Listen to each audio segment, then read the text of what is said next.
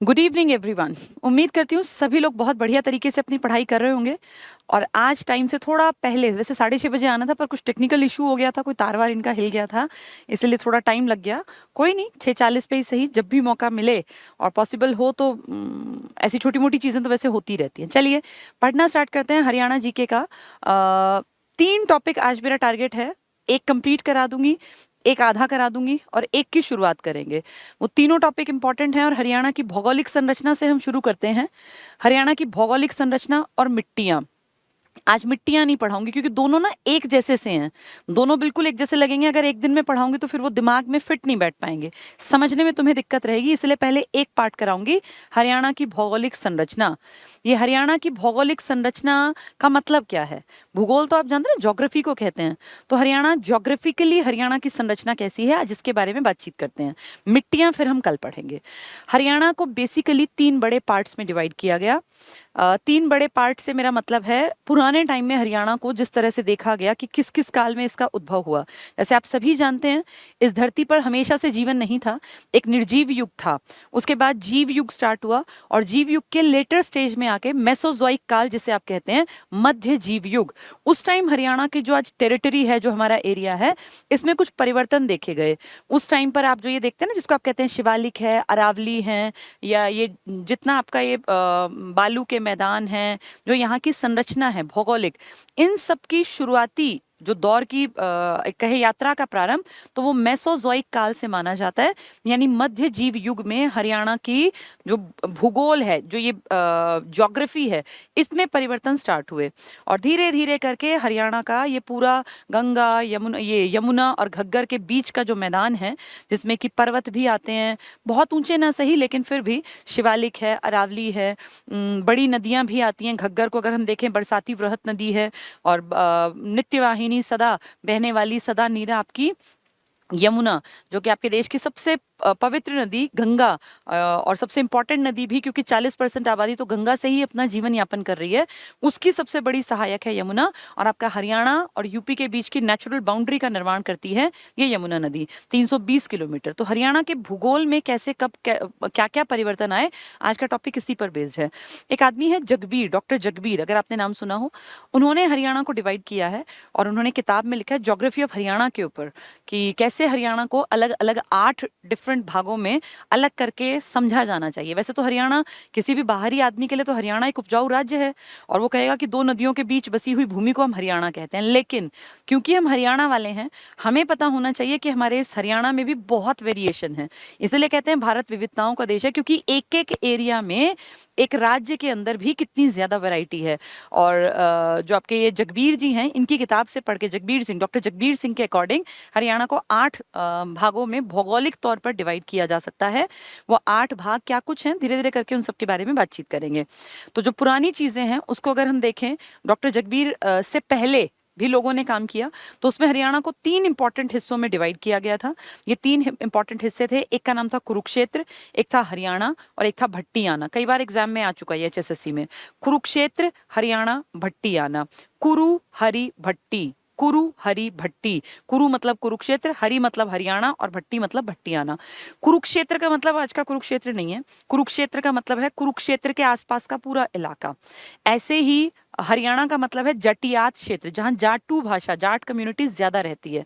तो ये पूरी जो बीच की पट्टी है ना, ये जटियात इलाका है, हरियाणा है। और भट्टियाना, भट्टू कला आपने सुना होगा, भट्टू जो राजपूत कम्युनिटी है, ये उस तरफ ज्यादा थी, तो वो भट्टियाना कहलाया। ये ऐतिहासिकता के तौर पे देखें तो हाँ, इस तरह से डिवीजन कह सकते हैं कि था हरियाणा का। लेकिन आज अगर हम जसबीर सिंह की किताब पढ़ते हैं, डॉक्टर जसबीर सिंह ने जो डिवीजन किया, वो देखा जाए तो ज्यादा ऑथेंटिक लगता है, क्योंकि उन्होंने कैसी परिस्थितियां हैं भाई, कहीं पहाड़ियां हैं, कहीं जंगल हैं, कहीं जलोढ़ मिट्टी है, कहीं खादर है, कहीं बांगर है, कहीं बाढ़ का मैदान है, उसके बेसिस पे जो डिवीजन किया वो ज्यादा सही लगता है पढ़ने में। इसलिए उन 8 को भी पढ़ेंगे और इन 3 की भी बात करेंगे। कुरु हरि भट्टी, ये याद रखना पड़ेगा, कुरु हरि भट्टी। ये कई बार एचएसएससी में आ चुका।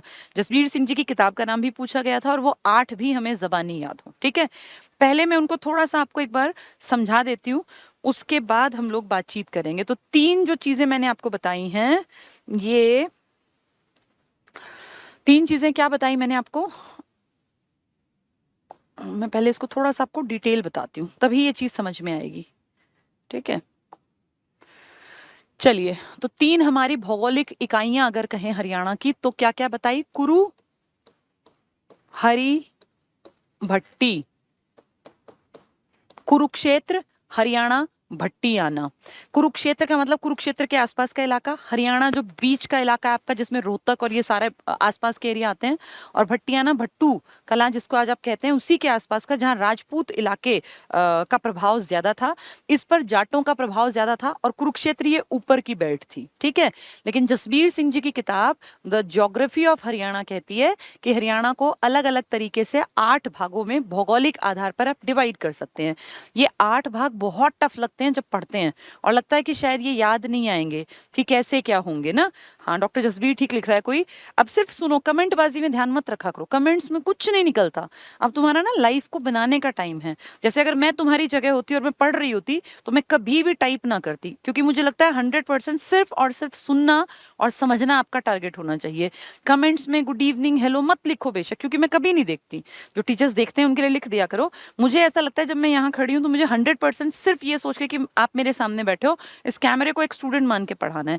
इसलिए मैं कभी भी ऐसे गुड मॉर्निंग या फालतू की चीजें, मतलब ठीक है, वो अब जो टीचर जैसा है, हर किसी का व्यवहार अलग है ना। मेरा ये मानना है कि मैं आगे तो सिर्फ सुनते चलो, समझते चलो, फिर खुद पढ़ लेना। ठीक है, ये गुड मॉर्निंग गुड इवनिंग अच्छे लगेंगे जब तुम लग जाओगे ना, और तुम कहीं बताओगे कि जी हमारा सिलेक्शन हो गया, तो मुझे खुशी होगी गुड मॉर्निंग गुड इवनिंग करने में। लेकिन अभी मुझे लगता है कि क्यों अपना टाइम खराब करते हो, सिर्फ और सिर्फ पढ़ने में ध्यान रखो, कमेंट्स मत लिखना कोई भी। ठीक है, चलिए अब हम बात करते हैं डॉक्टर जसबीर सिंह के अकॉर्डिंग हरियाणा क्या है। तो पहली चीज तो हमें एक समझ पहले से ही है। अब तुम लोग ना हरियाणा को काफी हद तक समझने लग गए, क्योंकि तुम्हारे मैंने बहुत सारे टॉपिक करा दिए। एक बहुत अच्छी समझ जिसने चीजें साथ साथ कवर की होंगी, उसकी 100% बन गई होगी। अब तुम हरियाणा की नदियों को, नहरों को, झीलों को, वन को, वन्य जीव अभ्यारण्य को, यहाँ की बेसिक सारी चीजों को, इसके गठन को, राज्यपाल कैसे यहाँ सरकारें बनी, विधानसभा, सीएम कैसे बने, ये सब चीजें अब तुम्हें समझ में आने लग गई। पुलिस कमिश्नरी कमिश्नर सब मैंने करा दिया। ये याद होंगे ना, इतनी सारी चीजें हम बहुत दिनों से पढ़ रहे हैं। धीरे धीरे धीरे धीरे तुम्हें बहुत सारी चीजें आ गई। अब हम चीजों को फैक्ट्स की तरफ ले जा रहे हैं, तो एक बेसिक सी समझ तुम्हें जो हेल्प करेगी। अब इसको देखते ही तुम समझते हो कि ये 2 नदियां हैं, एक यमुना और एक घग्गर। ठीक है, इनके बीच में जो इलाका है, यही तो पूरा हरियाणा है। घग्गर और यमुना के बीच के मैदानी इलाके को ही आप हरियाणा कहते हो, और इसी को आप अलग अलग डिविजन्स में पढ़ने जा रहे हो। तो जसबीर जी कहते हैं कि आपके अलग अलग क्षेत्रों में एक तो नदी वाला इलाका हो गया। अब इस नदी के साथ ध्यान से समझना, जो बिल्कुल साथ लगता इलाका होता है, बिल्कुल साथ लगती पट्टी जिस भी जिले की है, ये तो आपके 6 जिलों से निकलती है ना। नदियों का टॉपिक मैंने पूरी डिटेल से आपको पढ़ाया, अब आपको आना चाहिए। 6 जिलों में यमुनानगर, करनाल, पानीपत, सोनीपत, फरीदाबाद और पलवल। एंट्री इसकी कलेसर यमुनानगर से और एग्जिट कर जाती है हसनपुर पलवल से।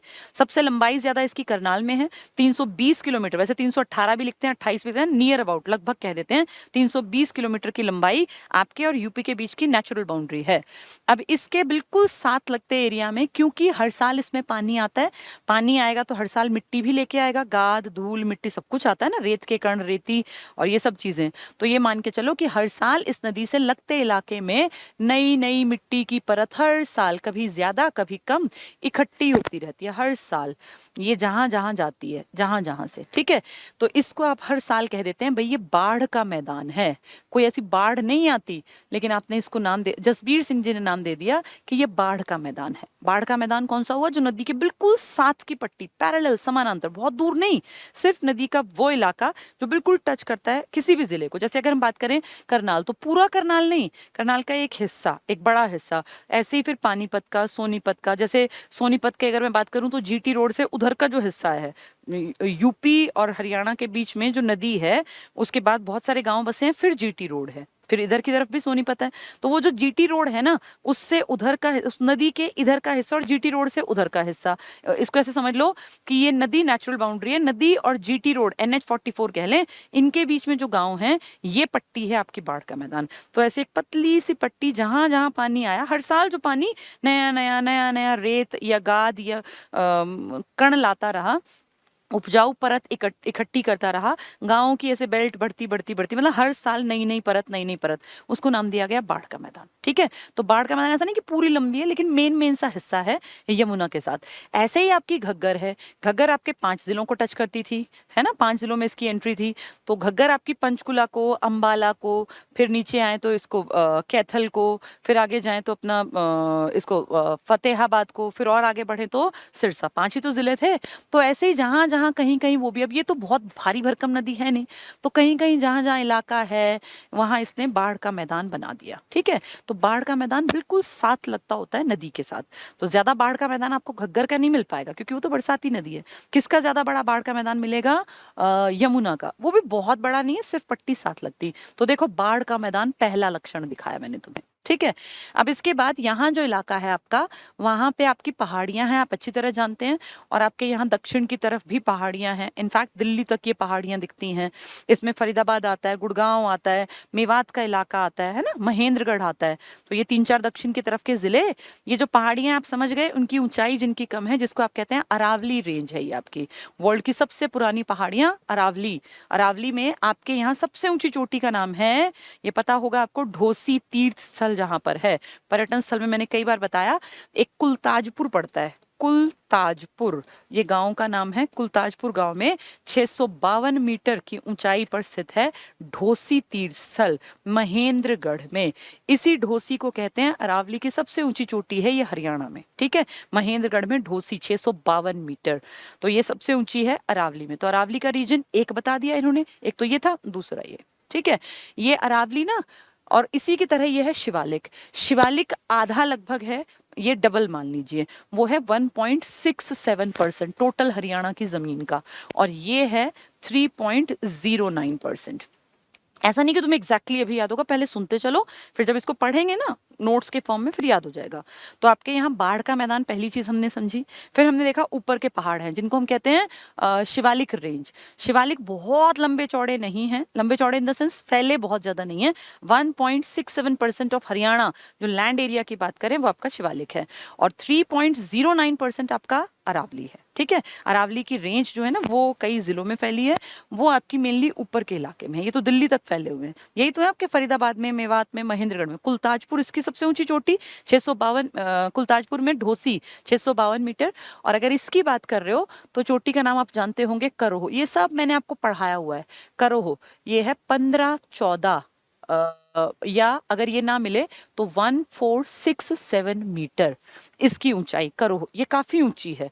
15-14 तो 1500 मीटर तो काफी ऊंचा है ना, क्योंकि आपके यहाँ एवरेज इतनी बहुत ज्यादा ऊंची नहीं है। तो ये सबसे ऊंची चोटी है 15-14। अगर ये ना मिले तो 1467, दोनों मिले तो 1467 के साथ पहली प्रायोरिटी के साथ जाना, वो ना हो तब 15-14 के साथ। ठीक है, तो करो शिवालिक की सबसे ऊंची जो 1.67 है टोटल का, और अरावली की सबसे ऊंची का नाम है ढोसी, जो कुलताजपुर गांव में है, महेंद्रगढ़ में, वो है 3.09। यानी 3 लक्षण हमें समझ में आ गए, बाढ़ का मैदान, शिवालिक और अरावली। ठीक है, चौथे की बात करते हैं। जो ये है ना शिवालिक, इसके नीचे लगभग 25 से 27 किलोमीटर की एरिया को कवर करती हुई एक ऐसी पट्टी जिसमें कि गिरिपाद मैदान, जिसको नाम दिया गया। गिरी मतलब पहाड़, पाद मतलब पैर, तो पहाड़ों के पैरों के नीचे जो 25-27 किलोमीटर की एक पट्टी है, जिसमें मेनली 3 इलाके आते हैं, पंचकुला, अंबाला, यमुनानगर। तो इन तीनों के इस तरफ तो पहाड़ हो गए, फिर इनके नीचे जो ये है ना लैंड एरिया 25 से 27 किलोमीटर का, इसे आप कहते हैं गिरिपाद मैदान। तो सबसे ऊपर तो पहाड़ थे, फिर उनके नीचे गिरिपाद मैदान था। ये बहुत कोई उपजाऊ नहीं होते, इसको स्थानीय लोग धर या घर कह देते हैं। यहाँ गड्ढे पाए जाते हैं जिनको चो नाम दिया जाता है, चो। और यहाँ पर भारी भारी से पत्थर भी मिल जाते हैं। जैसे थोड़ा सा पहाड़ों में अगर आप कभी गए हो तो आप इस चीज को ज्यादा अच्छा समझ पाओगे कि आपने देखा होगा कहीं कहीं इलाके में बहुत बड़े बड़े भारी भारी पत्थर पड़े होते हैं। तो बहुत बड़े पहाड़ों वाले बड़े नहीं, लेकिन फिर भी हरियाणा के हिसाब से बड़े पत्थर पड़े होते हैं, तो उन्हें भाबर कह देते हैं। यानी इस गिरिपाद मैदान के 3 लक्षण हैं, एक घर या धर, एक मैंने बताया भाबर और एक मैंने बताया चो। तो स्थानीय भाषा में घर या धर और चो शब्द है, और भाबर आपको ज्योग्राफी में पढ़ने को कई बार सुना भी होगा आपने, भाबर तराई के इलाके।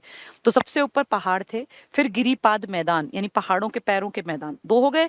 फिर बाढ़ का मैदान हमने दोनों तरफ देखा, और फिर हमने देखा अरावली। 4 लक्षण बता दिए मैंने आपको 8 में से, उम्मीद है समझ में आ रहे होंगे। 5वां लक्षण आपका है, ये मैं मिटा देती हूँ क्योंकि अभी आपको क्लियर हो गया। देखो दोबारा, 1 2 3, ये तो इसी को मान लें, तीसरा ही, ये चौथा, ठीक है।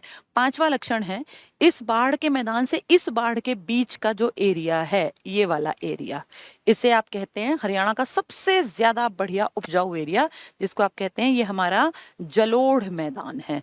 जल द्वारा ढोकर लाई गई मिट्टी से बना आपका सबसे उपजाऊ इलाका। वैसे तो ये भी उपजाऊ था, लेकिन क्योंकि वो छोटी पट्टी थी सिर्फ पानी के साथ साथ, और उसी छोटी पट्टी को नेली या नाली और बेट कह दिया जाता है। बेट और नेली या नाली जो इस तरफ बहते हैं ना, इस तरफ और इस तरफ, ये इसी का नाम बेट और नेली या नाली। अभी और पढ़ेंगे मैप में, अभी सिर्फ सुन लो, बाढ़ के मैदान का ही नाम है, ठीक है। जलोढ़ मैदान ये भी जल ढोकर लाया, लेकिन इसको हर साल लाया। इस मैदान को काफी सालों पहले जल के द्वारा, नदियों के द्वारा ढोकर लाई गई मिट्टी से इसका निर्माण हुआ, और इसी को आप कह देते हैं ये बांगर का इलाका है। खादर बांगर सुना होगा ना, तो ये बांगर जो हर साल ढोकर लाई जाती है बाढ़ के मैदान में, वो खादर की मिट्टी होती है। सबसे उपजाऊ मिट्टी खादर होती है, लेकिन खादर हर साल इतना बड़ा एरिया नहीं हो सकता, तो खादर एक पतली सी पट्टी है, और बांगर आपका मेन इलाका, जिसको आप कहते हैं कि बहुत फर्टाइल लैंड है हरियाणा का, ठीक है। तो ये देखो कितने इंपॉर्टेंट फैक्टर्स हैं। अब धीरे धीरे सारी चीजें आपकी समझ में आ जाएंगी जब पढ़ेंगे, अगर ये कॉन्सेप्ट क्लियर हो गया तो। दो तो पहाड़ मेन हो गए, पहाड़ियां, एक ऊपर शिवालिक वाली और एक नीचे अरावली। शिवालिक के नीचे गिरिपाद मैदान 25 से 27 किलोमीटर, जिसमें कि चो था, घर या धर था और भाबर था। फिर हमने देखा दोनों नदियों के साथ साथ बाढ़ का मैदान था, और फिर उनके बीच में एक बड़े हिस्से में था जलोढ़ मैदान, ठीक है।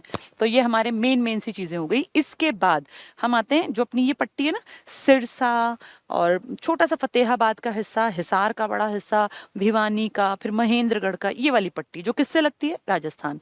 इसमें 3 चीजें इंपॉर्टेंट, 5 तो हमने पढ़ ली, अब 3 चीजें इंपॉर्टेंट हैं। पहले बात करते हैं सिरसा की। सिरसा के इलाके में आपके हरियाणा की एक ऐसी जगह है जो सिर्फ यही है और कहीं है ही नहीं, इसको आप बोलते हैं अनकाई दलदल। सबसे नीचा है ये, भौगोलिक अगर पूछे ना सबसे नीचा, तो आप कहेंगे अनकाई दलदल। ये सिर्फ आपके पूरे हरियाणा में सिरसा में पाया जाता है, ये भी एक प्रकार है भौगोलिक। तो अनकाई दलदल हरियाणा में कहाँ है, हरियाणा के सिरसा में पाया जाता है, और ये 200 मीटर से, समुद्र तल से इसकी ऊंचाई, भाई 200 के बाद तो मैदान होता है ना, 200 मीटर से भी कम है। जो सबसे बड़ा एरिया है ना आपका ये वाला, ये आपका लगभग पूरे हरियाणा का मेजर हिस्सा है, और ये 220 से और लगा लीजिए 300 मीटर की ऊंचाई पर है समुद्र तल से। इनकी अगर हम बात करें तो 652 तो सबसे ऊंचा था, इसका मतलब ये 200 से ऊपर होंगी ये 400 300 के हेरफेर में, 200 300 के में, मतलब 300 से ऊपर, 300 से 500 के बीच में, उससे भी छोटी छोटी ज्यादा है, 652 तो एक है बस। इसकी बात करें तो ये 400 से 600 एक रेंज है, जिसमें कि बहुत ऊंचे नहीं, और एक 600 से ऊंची है। अब 1467 तो 600 से ऊंची में गई ना, यानी 2 तरह का डिवीजन है, एक यहाँ 400 से 600 वाली पहाड़ियां, एक 600 से ऊपर वाली। यहाँ सबसे ऊंची ही 652 है, बाकी सब नीची हैं। ये 220 से 300 के बीच का है मेन मैदान, और सबसे नीचा है आपका अनकाई दलदल जो 200 मीटर से भी कम है, ठीक है। अब देखो धीरे धीरे अगर तुम समझोगे ना तो ये किताब से आसान है, वरना टफ है। दोबारा देखो, 1 रीजन, 2 रीजन, 3 रीजन, चौथा रीजन, 5वां रीजन, छठा रीजन, ठीक है। अब सिर्फ 2 रह गए, वो 2 आपके राजस्थान से प्रभावित हैं। एक का नाम है उनमें तरंगित बालू का मैदान, और एक का नाम है बालू के टिब्बे युक्त मैदान, यानी है तो मैदान, लेकिन एक का नाम है तरंगित मैदान।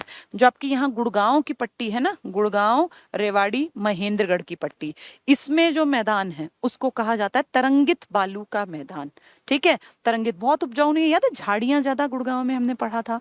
रेवाड़ी, महेंद्रगढ़ तो बहुत घने जंगल नहीं है, वैसे कवर्ड एरिया है काफी सारा, गुड़गांव का तो नाम था, लेकिन इसको तरंगित बालू का, मिट्टी के प्रकार की अगर बात करें, तरंगित बालू का मैदान कहा जाता है। इसको एक अलग से लक्षण के रूप में डॉक्टर जसबीर सिंह ने अपनी किताब में लिखा है। ठीक है, और एक मैंने नाम लिया टिब्बे युक्त जो है ये मैदान है। टिब्बे तो हमने हमेशा राजस्थान में पढ़े हैं, लेकिन आपके हरियाणा में भी टिब्बे बनते हैं। आपके यहाँ पे जो राजस्थान साइड से हवाएं आती है ना, शुष्क गर्म हवाएं, वो अपने साथ रेत के कण उड़ा के ले आती हैं, पूरी आंधी आंधी आंधी, और इस तरह करके वो रेत के पूरे पूरे कण इकट्ठे करके ऐसे टिब्बे टिब्बे टाइप बना देती हैं ऐसे कहीं कहीं पर। ये कोई बहुत ऊंचे नहीं होते, लेकिन फिर भी 3 से 15 मीटर, एक बांगर में तो नहीं जाएगा, इस तरफ सोच लो, यहाँ महेंद्रगढ़ में, भिवानी साइड में, झज्जर तक भी पहुंच जाते हैं ये। तो इन्हें आप कहते हैं कि ये रेत के टिब्बे युक्त मैदान हैं, और ये सिरसा में, फतेहाबाद में, हिसार में, भिवानी में, इस बेल्ट में, क्योंकि ये राजस्थान से जुड़ी बेल्ट है। इसकी खासियत क्या है, काफी जैसे यहाँ एक टिब्बा है, फिर थोड़ी दूर जाके फिर एक टिब्बा, तो वो रेत आपका नहीं है, वो उड़ के आया है शुष्क पवन के साथ, राजस्थान से उड़ता उड़ता वो रेत आपके यहाँ आंधी में कभी टिब्बे के रूप में आ गया। तो रेत के टिब्बे युक्त मैदान है, और इन रेत के टिब्बों में क्योंकि ऊंचाई इनकी 15 मीटर तक होती है, तो कई बार अच्छे ऊंचे होते हैं ये, उनमें ना जैसे बारिश हुई तो इस तरह की कोई छिछली झील बन जाती है। कोई ऐसे भारी भरकम झील नहीं, एक बड़ा सा गड्ढा टाइप मान लो। छिछली का मतलब इसकी गहराई बहुत कम हो, मान लीजिए भाई इतनी या इतना पानी भर गया, बस, बहुत भारी भरकम महासागर नहीं बनेगा। तो उस रेत के टिब्बे पर छिछली झील बन जाती हैं, जिनको हम लोकल भाषा में ठूंठ या बावड़ी कह देते हैं। वैसे बावली जो था ना शब्द, वो मध्यकाल में हमने देखा था पानी के लिए सोर्स बनाए जाते थे। तो आपके यहाँ जो रेत के टिब्बे युक्त मैदान है, जिसमें 3 से 15 मीटर के बीच में रेत उड़ उड़ के रण के कच्छ से, पता नहीं राजस्थान से कहां कहां से उड़ के आता है, शुष्क हवाओं के साथ वो इकट्ठा हो जाता है टिब्बे के रूप में। उसके ऊपर ये छिछली झील छिछली मतलब गहरे का उल्टा, गहरा छिछला, तो बहुत बहुत कम जिसकी गहराई हो, ऐसी झील बन जाती है, और उसको ठूंठ या बावली कहते हैं। तो हो गए ना आपके 8 प्रकार। दोबारा देखो, ये 1 2 3 4 5 तरंगित 6, बालू के टिब्बे 7, और एक अनकाई दलदल 8। 8 ही प्रकारों में तो विभाजित किया था डॉक्टर जसबीर सिंह ने। 8 आपकी समझ में आ गए होंगे। पहला शिवालिक, अरावली, शिवालिक के नीचे गिरिपाद, बिल्कुल यमुना और इसके साथ साथ बाढ़ का मैदान, बीच का जलोढ़ मैदान। तो देखो दिमाग में ऐसे बैठाना कि तुम्हें रटना ना पड़े। पहले 2 पहाड़ियां, शिवालिक, अरावली, शिवालिक के नीचे गिरिपाद की पट्टी 25 से 27 किलोमीटर की, जिसमें चो था, घर या धर था, भाबर था। तीनों आसान है ना। उसके बाद नदी के साथ बिल्कुल साथ लगता बाढ़ का मैदान, फिर नदियों के बीच का बड़ा हिस्सा जलोढ़ मैदान। तो 5 कितने आसान है। छठा क्या था, 6 7 8 में अब दलदल और वो सब आएंगे। अनकाई दलदल, सबसे निचला इलाका हरियाणा का, समुद्र तल से ऊंचाई की बात करें 200 मीटर से भी कम है, और कहाँ है ये, सिरसा, सिर्फ सिरसा में। उसके बाद रेत के टिब्बे वाला मैदान है, और एक तरंगित बालू का है गुड़गांव, महेंद्रगढ़, रेवाड़ी की पट्टी में। और आपके बालू के टिब्बे हैं आपके भिवानी, हिसार और ये राजस्थान वाली पट्टी में। और अगर कहेंगे अनकाई दलदल, सिर्फ सिरसा में। ठीक है, ये एग्जाम में बहुत ज्यादा बार आता है, और बहुतों की समझ में लास्ट तक नहीं आता है आसान, अगर थोड़ी सी कोशिश की जाए तो। चलो अब इसको हम लोग पढ़ लेते हैं। अब ये तुम्हें बहुत आसान दिखेगा।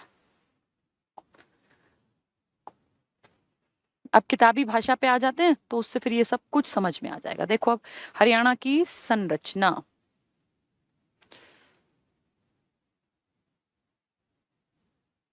देखें जरा क्या कह रहे हैं ये। हरियाणा की भौगोलिक संरचना, मिट्टियां नहीं पढ़ा रही हूँ, सिर्फ भौगोलिक संरचना, क्योंकि मिट्टियां भी इससे प्रभावित हैं, कल पढ़ेंगे। ठीक है, क्या कह रहे हैं देखें। हरियाणा मैदानी क्षेत्र है जिसमें समय के साथ साथ परिवर्तन होते रहे, फिर भी निर्जीव युग, ओजोइक काल और जीवन युग का पहला काल, पैलेजोइक काल के दौरान भूगर्भिक संरचना में कोई बदलाव नहीं आया। आपके यहाँ मध्य जीव काल में आया, परंतु मध्य जीवन युग, इसी को मध्य जीव काल कहते हैं, मेसोजोइक इंपॉर्टेंट है, के दौरान हरियाणा की भूगर्भिक संरचना में परिवर्तन होने शुरू हुए। वो पूछ लेंगे हरियाणा की भूगर्भिक मतलब जो ये प्लेट टेक्टोनिक का सिद्धांत है ना, इसमें परिवर्तन कब देखेगा, मेसोजोइक काल में, मध्य जीवन युग, यानी जीव युग के स्टार्टिंग में नहीं, मध्य जीवन युग में, मेसोजोइक काल में हरियाणा में भूगर्भिक संरचना में थोड़े चेंजेस आए, तभी तो ये पहाड़ और ये सब चीजें हुई।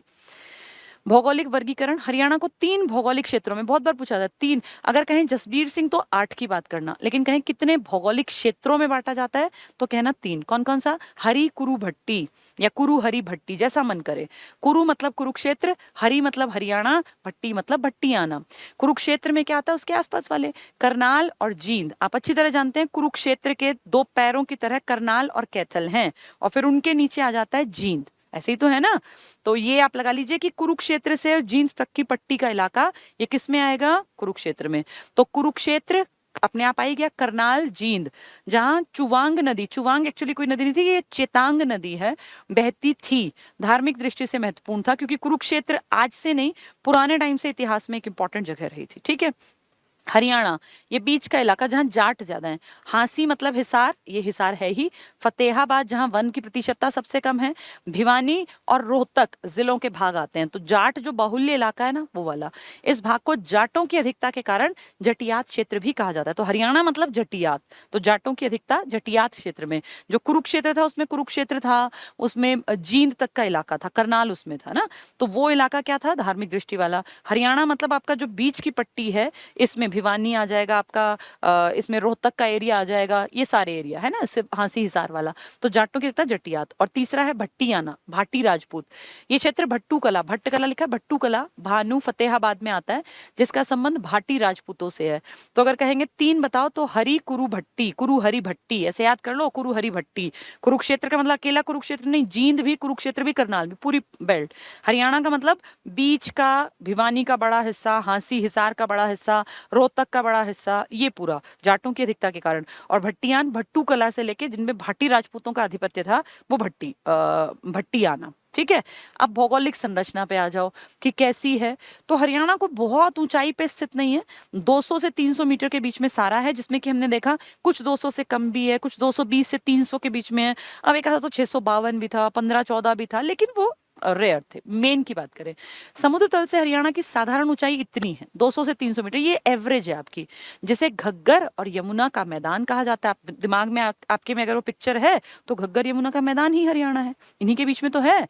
68% मैदानी भाग है आपका, और 25% भाग तरंगित मैदान और रेतीला है। अब आपकी समझ में आना चाहिए मैदानी भाग का मतलब क्या। इसमें ना तो शिवालिक आएगा, ना अरावली, ना गिरिपाद, फिर क्या आएगा इसमें, इसमें आएगा बाढ़ का और जलोढ़ वाला, वो मेन है आपका। और ये कह रहे हैं 25% तरंगित, तो कौन सा आ गया, गुड़गांव, रेवाड़ी, महेंद्रगढ़ वाला। और रेत के टिब्बे थे ना, वो बिल्कुल साथ लगते राजस्थान, पूरे पूरे में नहीं, जैसे पूरे सिरसा में नहीं है लेकिन सिरसा में है, पूरे फतेहाबाद में थोड़े से हिस्से में है, ऐसे भिवानी में पूरे में नहीं है, हिसार में, लेकिन एक बेल्ट जो राजस्थान के साथ, ठीक है, 25% है। अब ये आपको ना समझनी पड़ेगी चीज, रटोगे तो फंस जाओगे। 68% तो मैदान है पूरा जलोढ़ वाला, 25% तरंगित मैदान है, रेतीला भी इसी में आ गया। 3.09% पर चट्टाने, कौन सी चट्टाने, 3 पॉइंट नीचे वाली ज्यादा थी, अरावली। और शिवालिक की पहाड़ियां जो समुद्र तल से तो ऊंची है ना, 300 मीटर से ज्यादा है, सारी ज्यादा है, 1.67। तो अब आपके दिमाग में अगर वो 8 चीजें क्लियर हैं तो आपको बहुत आसान दिखेगा। 68% हिस्सा वो बीच का मेन क्षेत्र, जिसको आप जलोढ़ कहते हैं। उसके बाद 25% आपका ये तरंगित बालू वाला, जो रेवाड़ी, महेंद्रगढ़ और गुड़गांव है, और बालू के टिब्बे भी आ गए। तो थोड़ा थोड़ा पोर्शन इधर की बेल्ट, राजस्थान वाली बेल्ट को याद कर लो, अनकाई दलदल वाली को। ठीक है। तो ये कितना परसेंट है, 25%। 3.09 आपके नीचे अरावली वाले, 1.67% आपका शिवालिक। रटना नहीं है, समझना है। मैंने इसलिए ड्रॉ पहले किया ताकि ये सब समझ आए। ये बहुत टफ लगते हैं जब पढ़ते हैं, लेकिन समझ लोगे तो आसान। 68% मैदानी हुआ, 25% तरंगित और रेतीला हुआ, 3.09% चट्टान और पहाड़ियां नीचे वाली, और शिवालिक की जो है 1.67। अब ये बहुत आसान है अगर आप ध्यान से कोशिश करोगे, वरना नहीं आएगा। मैदानी भाग में पाए जाने वाले टीलों को, मैंने बताया ना मैदानी इलाका है लेकिन आपके यहाँ टीले हैं, रेत के टीले, और उनमें छिछली झील बन जाती है, जिसको आप कहते हैं ठूंठ या बावड़ी, तो वही शब्द है ये। तो मैदानी भाग में पाए जाने वाले टीलों को ठूंठ, स्टंप्स कहते हैं। हरियाणा का अक्षांश, अच्छा ये एक पॉइंट बहुत इंपॉर्टेंट, अक्षांश और देशांतरीय विस्तार, आपको अपने देश का तो याद होगा 8, 68, 37, 97, ये सबको याद रखना चाहिए। अपने हरियाणा का 27 से 30 डिग्री के बीच में अक्षांश के बीच में हो, उत्तरी, और देशांतर पूर्वी के बीच में हो आप, ये है 74 से 77। तो 27 से 30 डिग्री उत्तरी अक्षांश और 74 से 77 पूर्वी देशांतर के बीच में आपका पूरा हरियाणा है। आपका पूरा देश जो है ना, वो 8 से और ये लगा लीजिए 37 डिग्री के बीच में है। और आपका जो चौड़ाई अगर मैं बात करूं तो वो 68 से 97 के बीच में। डिग्रीज आपने ज्योग्राफी में बेसिक चीजें समझी होंगी, देशांतर और अक्षांश, उसी की बात कर रहे हैं। ठीक है।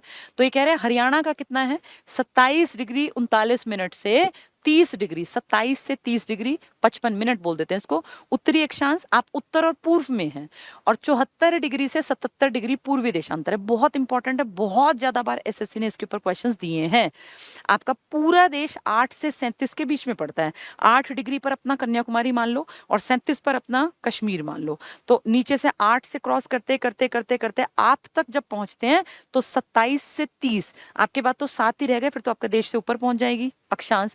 तो इसलिए आप तो काफी ऊपर के इलाके में ना, आपसे ऊपर तो फिर बचा ही कौन, पंजाब बचा, हिमाचल इधर, और थोड़ा सा ऊपर की तरफ कश्मीर आ गया। तो आप लगभग लास्ट 37 पे तो आपका देश ही खत्म हो जाएगा वहां तक जाते जाते। 38 पे आप नहीं है, तो आप ये लगा लीजिए कि आप देश के उत्तरी हिस्से में पड़ते हैं, इसीलिए आप 27 से 30 के बीच में है। ठीक है, तो 27 डिग्री 39 मिनट से 30 डिग्री 55 मिनट ये अक्षांश हो गया। और आपके देश का जो देशांतर है ये 68 से 97 के बीच में है। 68 से 68 से 97, तो आप अपनी लोकेशन देखें तो 68 क्रॉस करते करते फिर कभी जब 70s में बात आएगी तो आप, क्योंकि हरियाणा बिल्कुल ऐसे देश में देखें तो बीच से के हिस्से से थोड़ा ही तो इधर पड़ेगा, तो वही हो गया 74 से 77 डिग्री पूर्वी देशांतर। ये याद रखना, 27 से 30, 74, 77। ठीक है। डॉक्टर जसबीर सिंह, जिनका हम इतनी देर से क्लास में जिक्र कर रहे हैं, आधा घंटा हो गया उनको बातचीत करते करते, उनकी चीजों को समझते समझते, उनकी किताब। तो डॉक्टर जसबीर सिंह ने अपनी पुस्तक an agricultural geography of Haryana, geography of Haryana याद कर लो, एग्रीकल्चर तो आपका है ही है, तो आपके राज्य के लिए ज्योग्राफी ऑफ हरियाणा नाम की एक किताब लिखी है, an agricultural geography of Haryana. ये किसने लिखी है? डॉक्टर जसबीर सिंह ने। ये इंपॉर्टेंट है। इन्होंने हरियाणा को 8 भागों में बांटा। एक आदमी ने आपके राज्य को 8 भागों में बांटा, और हमें पढ़ के लगता भी है कि हाँ, उन्होंने ठीक हमारा डिवीजन किया। वैसे आपने 3 भौगोलिक संरचना क्या देखी थी? कुरु, हरि, भट्टी, कुरुक्षेत्र, हरियाणा, भट्टियाना। लेकिन ज्योग्राफी ऑफ इंडिया जो किताब लिखी है डॉक्टर जसबीर सिंह ने, उन्होंने हरियाणा को 8 हिस्सों में बांटा। आपको 8 के 8 याद हैं? 2 तो पहाड़ हैं, गिरिपाद है, बाढ़ का मैदान है, जलोढ़, और 3 वो अनकाई दलदल, तरंगित बालू और बालू के टिब्बे। तो बेहद आसान है, टफ नहीं है टॉपिक ये। ठीक है, देखिए जरा 8, अब 8 एक एक करके पढ़ा दूंगी, बहुत ज्यादा आसानी से याद हो जाएंगे। शिवालिक, शिवालिक मतलब वो ऊपर पहाड़, 1.67। ये राज्य के उत्तर पूर्वी भाग में है, जो हरियाणा के कुल क्षेत्रफल का 1.67% है। अंबाला की नारायणगढ़ तहसील और पंचकुला की मोरनी हिल्स, बेसिकली इसमें ये तीनों आते हैं, अंबाला, पंचकुला, यमुनानगर। ठीक है, यमुनानगर का ताजेवाला, हथनी कुंड, कलेसर, आदि बद्री है, ये बादी लिख दिया, आदि बद्री इसमें शामिल है। तुमने अगर नदियां ढंग से पढ़ी होंगी, जो मैंने पूरी करा दी, तो तुम्हें पता होगा कि ताजेवाला, हथनी कुंड 2 अलग जगह, पहले ताजेवाला बना था, बाद में हथनी कुंड बना। कलेसर से आपके यहाँ यमुना की एंट्री होती है, और आदि बद्री से आपके यहाँ सरस्वती की एंट्री मानी जाती है। तो ये सारी चीजें तुम्हारे लिए अनजान नहीं है, तुम्हें सब आना चाहिए। घग्गर, मारकंडा, टांगरी आदि नदियों का उद्गम यहीं से है। घग्गर आपकी पंचकुला से निकल के आती है, आती ऊपर से, एंट्री पंचकुला। मारकंडा आपकी नाहन और धरतीधर पहाड़ी और आपके यहाँ अंबाला से घुसती है, और टांगरी आपके यहाँ पे ओरिजिनेट होती है मोरनी हिल्स से। ठीक है, तो ये पूरा वही इलाका हो गया, अंबाला और ये सारा इलाका। इसकी दो श्रेणियां हैं। जो ऊंची चोटी है मोरनी हिल्स 600 मीटर से ज्यादा, और जो निम्न श्रेणी है वो 400 से 600 मीटर। ठीक है, इस क्षेत्र में सबसे बड़ी चोटी करोहो है मोरनी हिल्स में 15-14 मीटर, पर वास्तविक ऊंचाई है 1467। इसीलिए मैंने इस किताब में दोनों लिखवाई, क्योंकि बच्चे हमेशा कंफ्यूजन में रहते हैं। अगर दोनों आ गई तो इसके साथ जाना, ये ना मिले तो 15-14 के साथ चले जाना। ठीक है, ये पहला क्लियर हो गया होगा, इसमें नंबर ना कटे, पेपर में आते हैं ये हर बार। अगला है गिरिपाद। गिरी मतलब पहाड़ों के पैरों में, 25 से 27 किलोमीटर लंबी, चौड़ी, लंबी नहीं चौड़ी पट्टी, जिसमें कि आपके पूरे ये अंबाला, पंचकुला और यमुनानगर के नीचे का हिस्सा है। इसमें घर या धर, चो और भाबर, बड़े पत्थर, भाबर और चो मतलब जो पानी के वो मिलेंगे आपको, और धर इसका नाम है। ठीक है, क्या कहते हैं ये यमुनानगर, अंबाला, पंचकुला, इनमें पहाड़ियां, तो पहाड़ियों के पैर भी तो इन्हीं में है।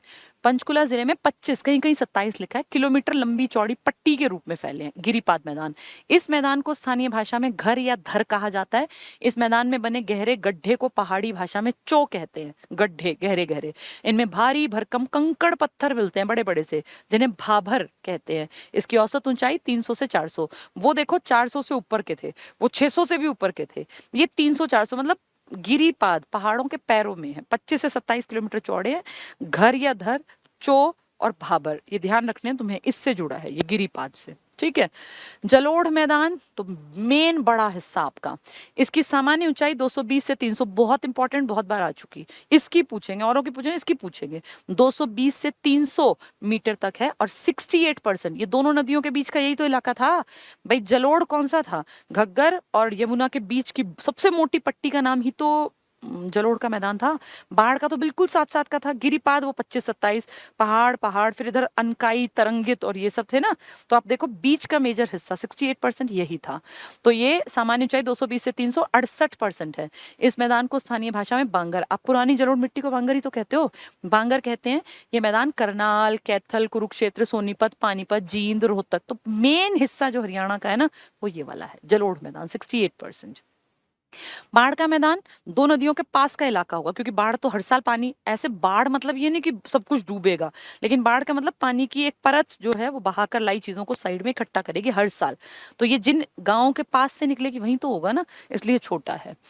तो बाढ़ का मैदान जिन जलोढ़ मैदानों पर जहां प्रत्येक वर्ष हर साल बाढ़ आती है, ये नेगेटिव वाली बाढ़ नहीं है, इसका मतलब पानी बढ़ के वहां तक आता है उस गांव की सीमा पे और मिट्टी छोड़ जाता है, उसे बाढ़ का मैदान कहते हैं। नई जमा मिट्टी को खादर कहते हैं। मारकंडा नदी, मारकंडा आप अच्छी तरह जानते हैं, मारकंडे ऋषि नाहन, धरतीधर पहाड़ी, अंबाला से एंट्री, इसके मैदान। तो ये मारकंडा मतलब आप मान लीजिए जो ये ऊपर वाला मैदान है। बेट और घग्गर के मैदान को नैली या नाली कहते हैं, ठीक है। तो मारकंडा नदी के मैदान को बेट, लेकिन आपकी यमुना के मैदान को भी बेट ही कहा जाता है। और जो घग्गर है उसको नेली या नाली, घग्गर, घग्गर बाहर निकल जाती है ना राजस्थान में कभी पंजाब में, उसको नेली या नाली। और मारकंडा नदी के मैदान को बेट कहते हैं। दोनों इंपॉर्टेंट टर्म्स हैं, कई बार आ चुके। अब ये सारे खत्म हो गए, अब हो गए बालू के टिब्बे वाले। तो टिब्बे वाले कहाँ मिलेंगे? राजस्थान से लगती पट्टी में। टिब्बे के ऊपर तो वो झील बनेगी, छिछली झील, जिसको ठूंठ या बावड़ी कहेंगे। आर्द्र भूमि भी है इसके आसपास।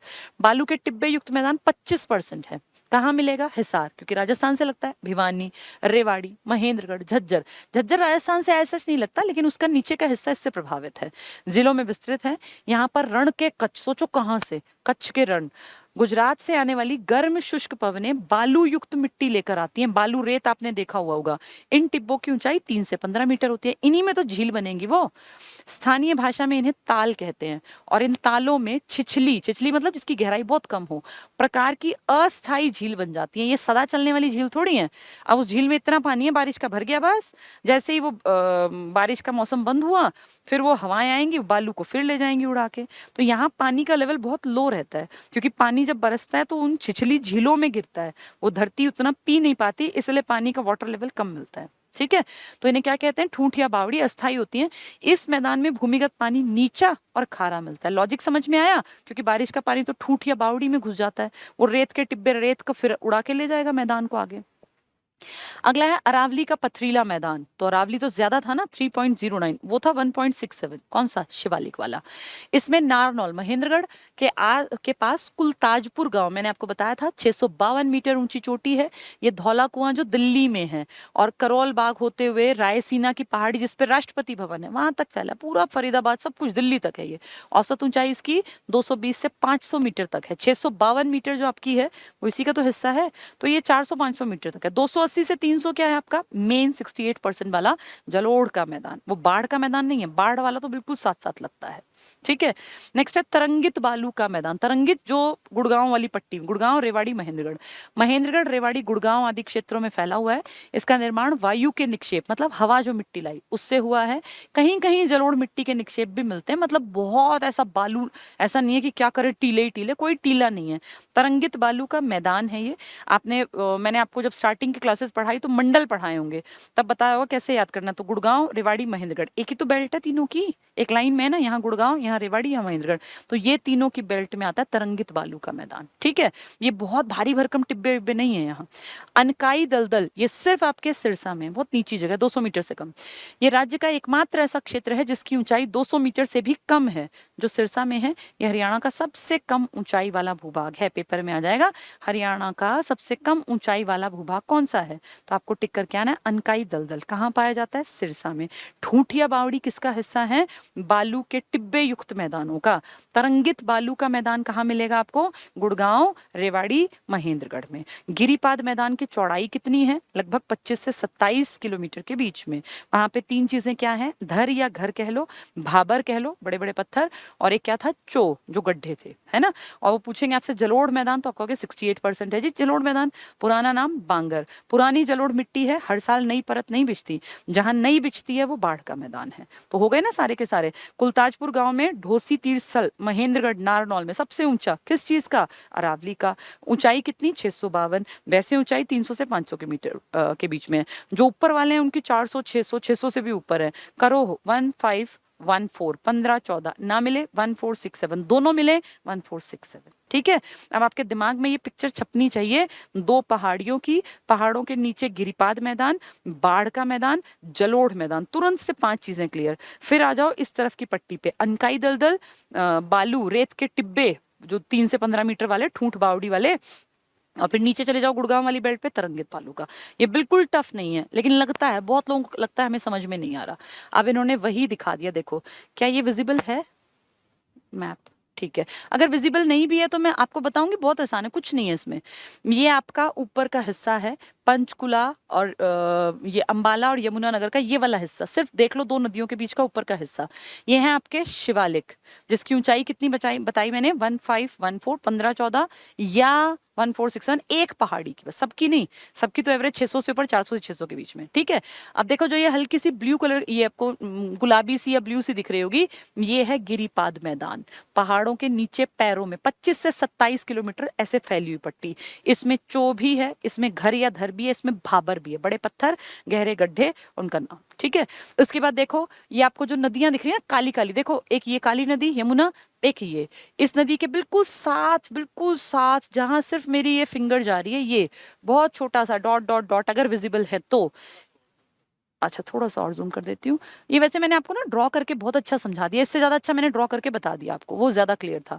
ये आपकी नदी है ब्लैक कलर की, इसके पास आप देख पाए अगर बहुत छोटी सी पट्टी है, इसको छोड़ दो, इधर ये गुलाबी सी हल्की सी दिख रही हो तो अगर तुम्हें, ये है आपका हर साल आने वाली बाढ़ का मैदान, जिसमें कि 2-2 4-4 गांव एक लाइन में पड़ जाते हैं। ठीक है, ये इस तरफ भी है, देखो यमुना के किनारे तो लगभग दिखेगा आपको, फिर दिल्ली आ गया, हमें क्या मतलब, हमारा ये फिर चली गई वो आगे। लेकिन आप घग्गर में अगर जाएंगे तो ये बहुत फ्रीक्वेंट नहीं दिखेगा। घग्गर में देखो अंबाला में नहीं है, थोड़ा सा यहाँ है, फिर थोड़ा सा आगे है। क्यों? क्योंकि घग्गर प्रॉपर आपके राज्य में बहती ही नहीं है, कभी ये आपके राज्य में, कभी पंजाब में, फिर आपके राज्य में, फिर पंजाब में। ठीक है, तो ये मैंने बहुत अच्छा समझा दिया। मैप तुम लोग अपने पीडीएफ में देख लेना, ये ज्यादा क्लियर तुम्हें होगा, जो मैप मैंने बनाया था ना। नहीं अभी कोई बात नहीं कर सकती फिलहाल में, अभी क्योंकि एक बच्चे के ऊपर तो बात नहीं हो पाएगी।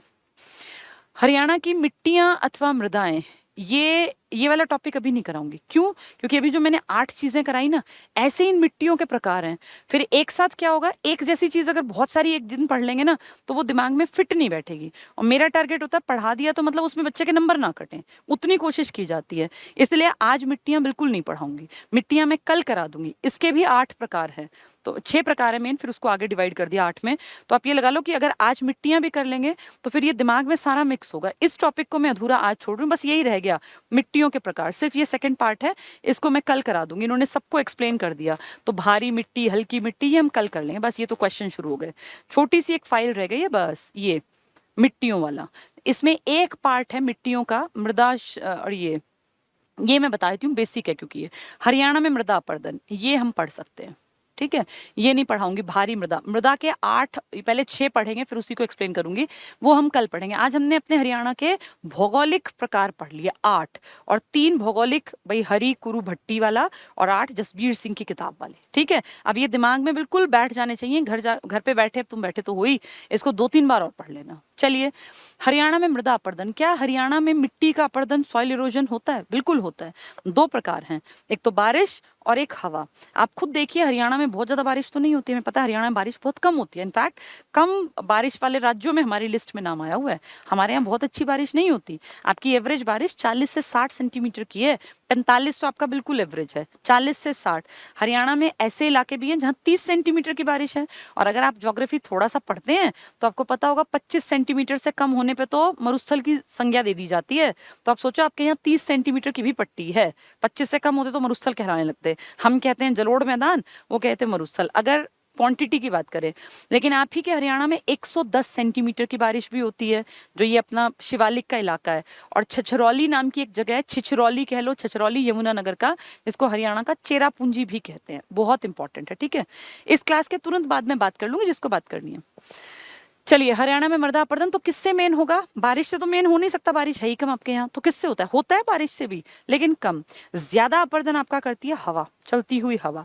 आपके यहाँ हवा के कारण बहुत ज्यादा मिट्टी की ऊपरी, देखो जो राजस्थान का लगता है इलाका, अगर मिट्टी वहां उड़ के आ सकती है तो वहां से उड़ के जा भी तो सकती है ना। जहाँ मिट्टी आई है वो बालू के टिब्बे स्थायी तो है नहीं, ऐसा तो है नहीं मिट्टी लाके रख दी और वो हटी ही नहीं। हर साल उनकी लोकेशन चेंज हो सकती है। इसका मतलब आपके यहाँ मिट्टी का कटाव तो होता है, तभी तो चीजें बदलती होंगी। अब ये मिट्टी का कटाव मेन किस कारण है? हवा के कारण। पानी के कारण कम है, हवा के कारण ज्यादा है। ठीक है, पहली चीज। दूसरी चीज, एक बहुत बड़ा इशू है हरियाणा में, मिट्टी में अम्ल और लवणीयता, क्षारीयता, ये प्रॉब्लम। एसिड ज्यादा, बेसिक नेचर मिट्टी का ज्यादा होना, या मिट्टी में कई बार आपने देखा होगा खेतों में भी, खुद हमारे भी जहाँ हमारा खेत है वहां पे क्या है कि पानी जैसे भरते हैं ना खेत में, वो इवेपोरेट होता है तो मिट्टी की परत के ऊपर, मिट्टी के ऊपर बिल्कुल व्हाइट कलर की परत बिछ जाती है, उसको रेह या कलर भी कह देते हैं। तो मिट्टी में रेह की मात्रा ज्यादा होना तो ये खराब है। उससे क्या होता है, आप अगर सोचें कि मिट्टी में हम बिना कुछ भी फर्टिलाइजर डाले कुछ पैदा कर पाए तो वो उसको पैदा नहीं होने देगा। तो मिट्टी में लवण ज्यादा होना, अम्ल ज्यादा होना, या मिट्टी में इस तरह का रेह ज्यादा होना, ये नेगेटिव चीज है। तो मिट्टी की लगातार क्षारीयता या अम्लीयता का बढ़ना अच्छा साइन नहीं है। हरियाणा में करनाल में एक इंस्टीट्यूट है, शायद आपने नाम सुना हो, CSSRI, central soil salinity research institute. C central, S soil, S salinity, मतलब मिट्टी की लवणीयता के लिए रिसर्च करने के लिए केंद्रीय मिट्टी लवणता के ऊपर एक रिसर्च है, इंस्टीट्यूट है रिसर्च करने के लिए। ठीक है, तो ये कुछ बेसिक सी बातें, इनको पढ़ लेते हैं। क्या कह रहे हैं ये, फिर इसके बाद बस मिट्टी मिट्टी रह जाएगा। मृदा अपरदन यहां से आज पढ़ रहे हैं, कल मैं मिट्टियों के 8 प्रकार बता दूंगी। राज्य में मृदा अपरदन मुख्यतः जल और वायु के द्वारा होता है। मृदा अपरदन द्वारा मिट्टी की ऊपरी उपजाऊ परत नष्ट हो जाती है। तो अगर मृदा अपरदन होगा तो जो मिट्टी की ऊपरी परत है ना, उसको मिट्टी बहाकर या उड़ाकर ले जाएगी। पानी है तो बहाकर, और रेत ये हवा है तो उड़ाकर ले जाएगी। उत्तर पूर्वी पहाड़ी क्षेत्र यानी शिवालिक और गिरिपाद, अब तुम समझ सकते हो, इनको मुझे बताने की जरूरत नहीं है। शिवालिक का रीजन 1.67 और गिरिपाद उसके नीचे की 25 से 27 किलोमीटर की पट्टी, जिसमें कि भाबर था, गहरे बड़े बड़े पत्थरों वाला, और धर था या घर था, और चो था, में जल द्वारा अपरदन अधिक होता है। तुम खुद कॉमन सेंस लगाओ, जहां बारिश ज्यादा है वहां अपरदन हवा का कम होगा, पानी का ज्यादा। तो आपके यहाँ बारिश कहाँ होती है? शिवालिक के रेंज में ना 110 सेंटीमीटर की बारिश है ही वहां। आपके मध्य भाग में नहीं होती इतनी बारिश। ये सोनीपत, पानीपत, करना, इनमें बारिश थोड़ी है ज्यादा ना। आपके रोहतक में आपकी कम बारिश की पट्टी है, राजस्थान से लगती, जहां तरंगित बालू का मैदान था, जहां रेत के टिब्बे वाला मैदान था, वो कम बारिश के इलाके आपके ना, अरावली वाले। और जो बीच का हिस्सा है यहाँ 60, 70, 80, मतलब एवरेज कहूं मैं तो 45 से 40 से 60 के बीच में। और जो ऊपर की पट्टी है आपकी शिवालिक की, वहां 110 भी है। तो बहुत वेरिएशन है हरियाणा में। ठीक है, तो उत्तर पूर्वी पहाड़ी यानी शिवालिक और गिरिपाद में जल द्वारा अपरदन ज्यादा होता है। तो कॉमन सेंस है भैया, वहां बारिश ज्यादा, जल द्वारा। वायु द्वारा दक्षिण पश्चिम जिलों में, वायु कहाँ कहाँ अपरदन करती है? दक्षिण पश्चिम जिलों में। क्यों? क्योंकि पश्चिम में तो आपका है ही राजस्थान, तो हवाई तो अपरदन करेगी। तो दक्षिण पश्चिम जिलों में अधिक अपरदन होता है वायु द्वारा, ऊपर की तरफ जल द्वारा, उत्तर पूर्व में जल द्वारा। हरियाणा में मिट्टी का अपरदन वायु द्वारा अधिक होता है, क्योंकि जल तो आपके यहाँ 110 की बेल्ट है ही नहीं ज्यादा।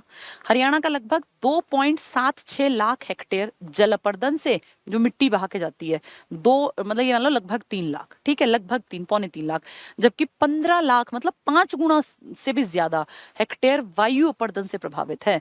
तो लगभग 2.25 लाख पानी बहाकर ले जाता है, उस मतलब उस मिट्टी के ऊपर की परत को, और लगभग 15 लाख हेक्टेयर को आपकी हवा प्रभावित कर सकती है। ठीक है, ऐसा नहीं कि ये सारा बह जाता है, वो तो बाय चांस की बात है। 15 लाख हेक्टेयर वायु अपरदन से प्रभावित है। प्रभावित का मतलब होता है हर साल नहीं होता। भूमि कटाव के लिए विश्व बैंक की सहायता से जल विकास परियोजना कांडी या कंडी चलाई जा रही है। ये मैंने आपको पढ़ाई थी, कंडी प्रोजेक्ट, अगर आपको याद हो, कंडी प्रोजेक्ट हमने पढ़ा हुआ है। वर्ल्ड बैंक की सहायता से शिवालिक के एरिया में, अरावली के एरिया में, जिसको आप कहते हैं पहाड़ी एरिया, इनमें चलाई जा रही थी। मृदा अपरदन को निर्दयी शत्रु कहा जाता है, रेंगती मृत्यु, क्योंकि धीरे धीरे धीरे धीरे मिट्टी का इतना ह्रास हो जाता है, मिट्टी में इतना नुकसान हो जाता है कि आने वाले दौर में वो मिट्टी अपरदन हो के और उसमें कुछ भी उपज होनी ही बंद हो जाती है। तो कहते हैं निर्दयी शत्रु है ये, धीरे धीरे आपके ऊपर अटैक करेगा, रेंगती मृत्यु है। एक दिन में तो अपरदन होगा नहीं, लेकिन कभी देखो इसी इलाके में हमने पढ़ा था सरस्वती बहा करती थी। जब वैदिक काल था तो सरस्वती सबसे इंपॉर्टेंट रिवर थी, मतलब सबसे पवित्र नदी थी। इंपॉर्टेंट तो सिंधु थी। आज वो वो सरस्वती गायब हो गई। इसका मतलब धीरे धीरे चीजों में बदलाव आ रहा है ना। सोचो सरस्वती जब बहती होगी तो उसके लोग इतनी पूजा करते थे कि नदी तमा, माते तमा, देवी तमा, तो मतलब सबसे पवित्र नदी, आज उसका नामो निशान नहीं बचा। इसका मतलब चीजें बदलती हैं, और आपने कुछ सालों में, हमारे सामने नहीं लेकिन आने वाले मान लीजिए 1000 साल बाद, 2000 साल बाद सब चीजें फिर से बदलेंगी। अगर अपर्दन लगातार होता गया तो ये पूरा इलाका फिर राजस्थान जैसा हो जाएगा। अगर राजस्थान अनुपजाऊ है तो राजस्थान की बड़ी पट्टी, सबसे लंबी सीमा तो आप ही के साथ टच है राजस्थान की। मतलब हमारी सबसे लंबी सीमा 1262 वर्ग किलोमीटर, किलोमीटर की सीमा आपकी राजस्थान से टच है। तो राजस्थान का प्रभाव नहीं बढ़ेगा क्या? अगर ये बढ़ता गया तो ये तो धीरे धीरे करके आज से 10-20 हजार साल बाद तो सब कुछ खत्म कर देगा। इसीलिए ध्यान देना पड़ेगा। ठीक है, तो निर्दयी शत्रु रेंगती मृत्यु किसको कहते हैं? जो सॉइल इरोजन है, मिट्टी की परत चली जाती है। राज्य में मृदा अपरदन को रोकने के लिए अनेक उपाय किए जा रहे हैं, जैसे मृदा स्वास्थ्य प्रबंधन, मिट्टी की क्वालिटी अच्छी हो, छिड़काव सिंचाई। भाई कई बार आपने देखा होगा किसी प्लॉट में अगर रेत टाइप की मिट्टी होती है, जिसमें रेत के कण, बालू कण ज्यादा हो, तो मिट्टी उड़ जाती है आंधी में, और अगर आप उस पर छिड़काव कर दें तो मिट्टी वहीं के वहीं जम जाती है। देखा है ना हमने ऐसा? तो वही बता रहे हैं, छिड़काव सिंचाई प्रणाली, फव्वारा सिंचाई वाली, ड्रिप सिंचाई प्रणाली, ये तरीके हैं ताकि इसका अपरदन कम हो। ठीक है। मृदा लवणता और क्षारीयता। लवण जब एसिड ज्यादा होते हैं, क्षारीय जब बेस, मिट्टी का बेसिक नेचर ज्यादा हो जाए। जैसे मिट्टी में हमारी बॉडी है ना, इसमें एसिड बेस सब कुछ है, पता होगा आपको। कोई भी चीज अगर थोड़ी सी बढ़ जाए तो बॉडी के सारे सिस्टम में गड़बड़ आ जाती है। तभी तो फिर डॉक्टर कहता है कि ब्लड टेस्ट कराओ, यूरिन टेस्ट कराओ, इस तरह की चीजें। फिर वो मापते हैं कि इतना इतना ये वाला सॉल्ट, इतना ये। तो क्या है ये? बॉडी के एक सिस्टम में छोटी सी गड़बड़ होने से अगर सिर्फ सोडियम भी बढ़ जाए बॉडी का, तो सारे सिस्टम में परिवर्तन। ऐसे ही मिट्टी के साथ है, मिट्टी के पीएच मान में घटोतरी या बढ़ोतरी नुकसान पहुंचाती है। तो क्या कह रहे हैं ये? कृषि की दृष्टि से मृदा लवणता वैश्विक स्तर पर गंभीर समस्या, बहुत बड़ी प्रॉब्लम है, हमारी नहीं सबकी। राज्य में शुष्क यानी सूखा और अर्ध शुष्क, ये किसकी बात कर रहे हैं? राजस्थान से लगते की क्षेत्रों में लवणों के निक्षालन के लिए पर्याप्त वर्षा का अभाव पाया जाता है। यानी जो आपके सूखे इलाके हैं ना, यहाँ बारिश कम होती है, वो 30 सेंटीमीटर की बारिश वाले इलाके, राजस्थान की पट्टी वाले। तो क्या होता है? लवणता विकराल रूप। अब मान लीजिए लवण एक परत आ गई लवणता की, अगर बारिश अच्छी हो गई तो उसको ले गई ना बहा के, लेकिन शुष्क इलाका है, बारिश हुई नहीं, लवण की परत बढ़ती गई बढ़ती गई बढ़ती गई, लवणता बढ़ती चली गई, तो दिक्कत हो जाएगी। लवण प्रभावित मृदाओं को मुख्यतः क्षारीय मृदा और कल्लर ऊसर मृदा में वर्गीकृत किया जाता है। तो क्षारीय और कल्लर।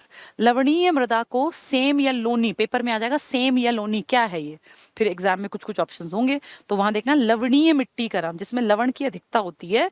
वो लवण किसी भी प्रकार के हो सकते हैं, वो एसिडिक, क्षारीय, बेसिक, कुछ भी हो सकते हैं। ठीक है, तो कह देंगे ये सेम या लोनी क्या है, तो तुम कहोगे ये लवणीय मिट्टी का एक रूप है। ठीक है, सेम या लोनी कहा जाता है, और स्थानीय भाषा में इसे राकर, बर्रा और बर्री नाम से जाना जाता है। स्थानीय, जैसे वो था ना चो, और क्या था? घर या धर, बेट और नेली या नाली। तो इस तरह इसको सेम या लोनी किसको कहते हैं? लवणीय मिट्टी को, जिसमें लवणता की मात्रा ज्यादा हो, लवणीय मिट्टी को सेम या लोनी कहा जाता है। इसी को बर्रा और बर्री, और एक और नाम क्या था? राकर, ये मिट्टी है। ठीक है, ये लवण ज्यादा है इस मिट्टी में।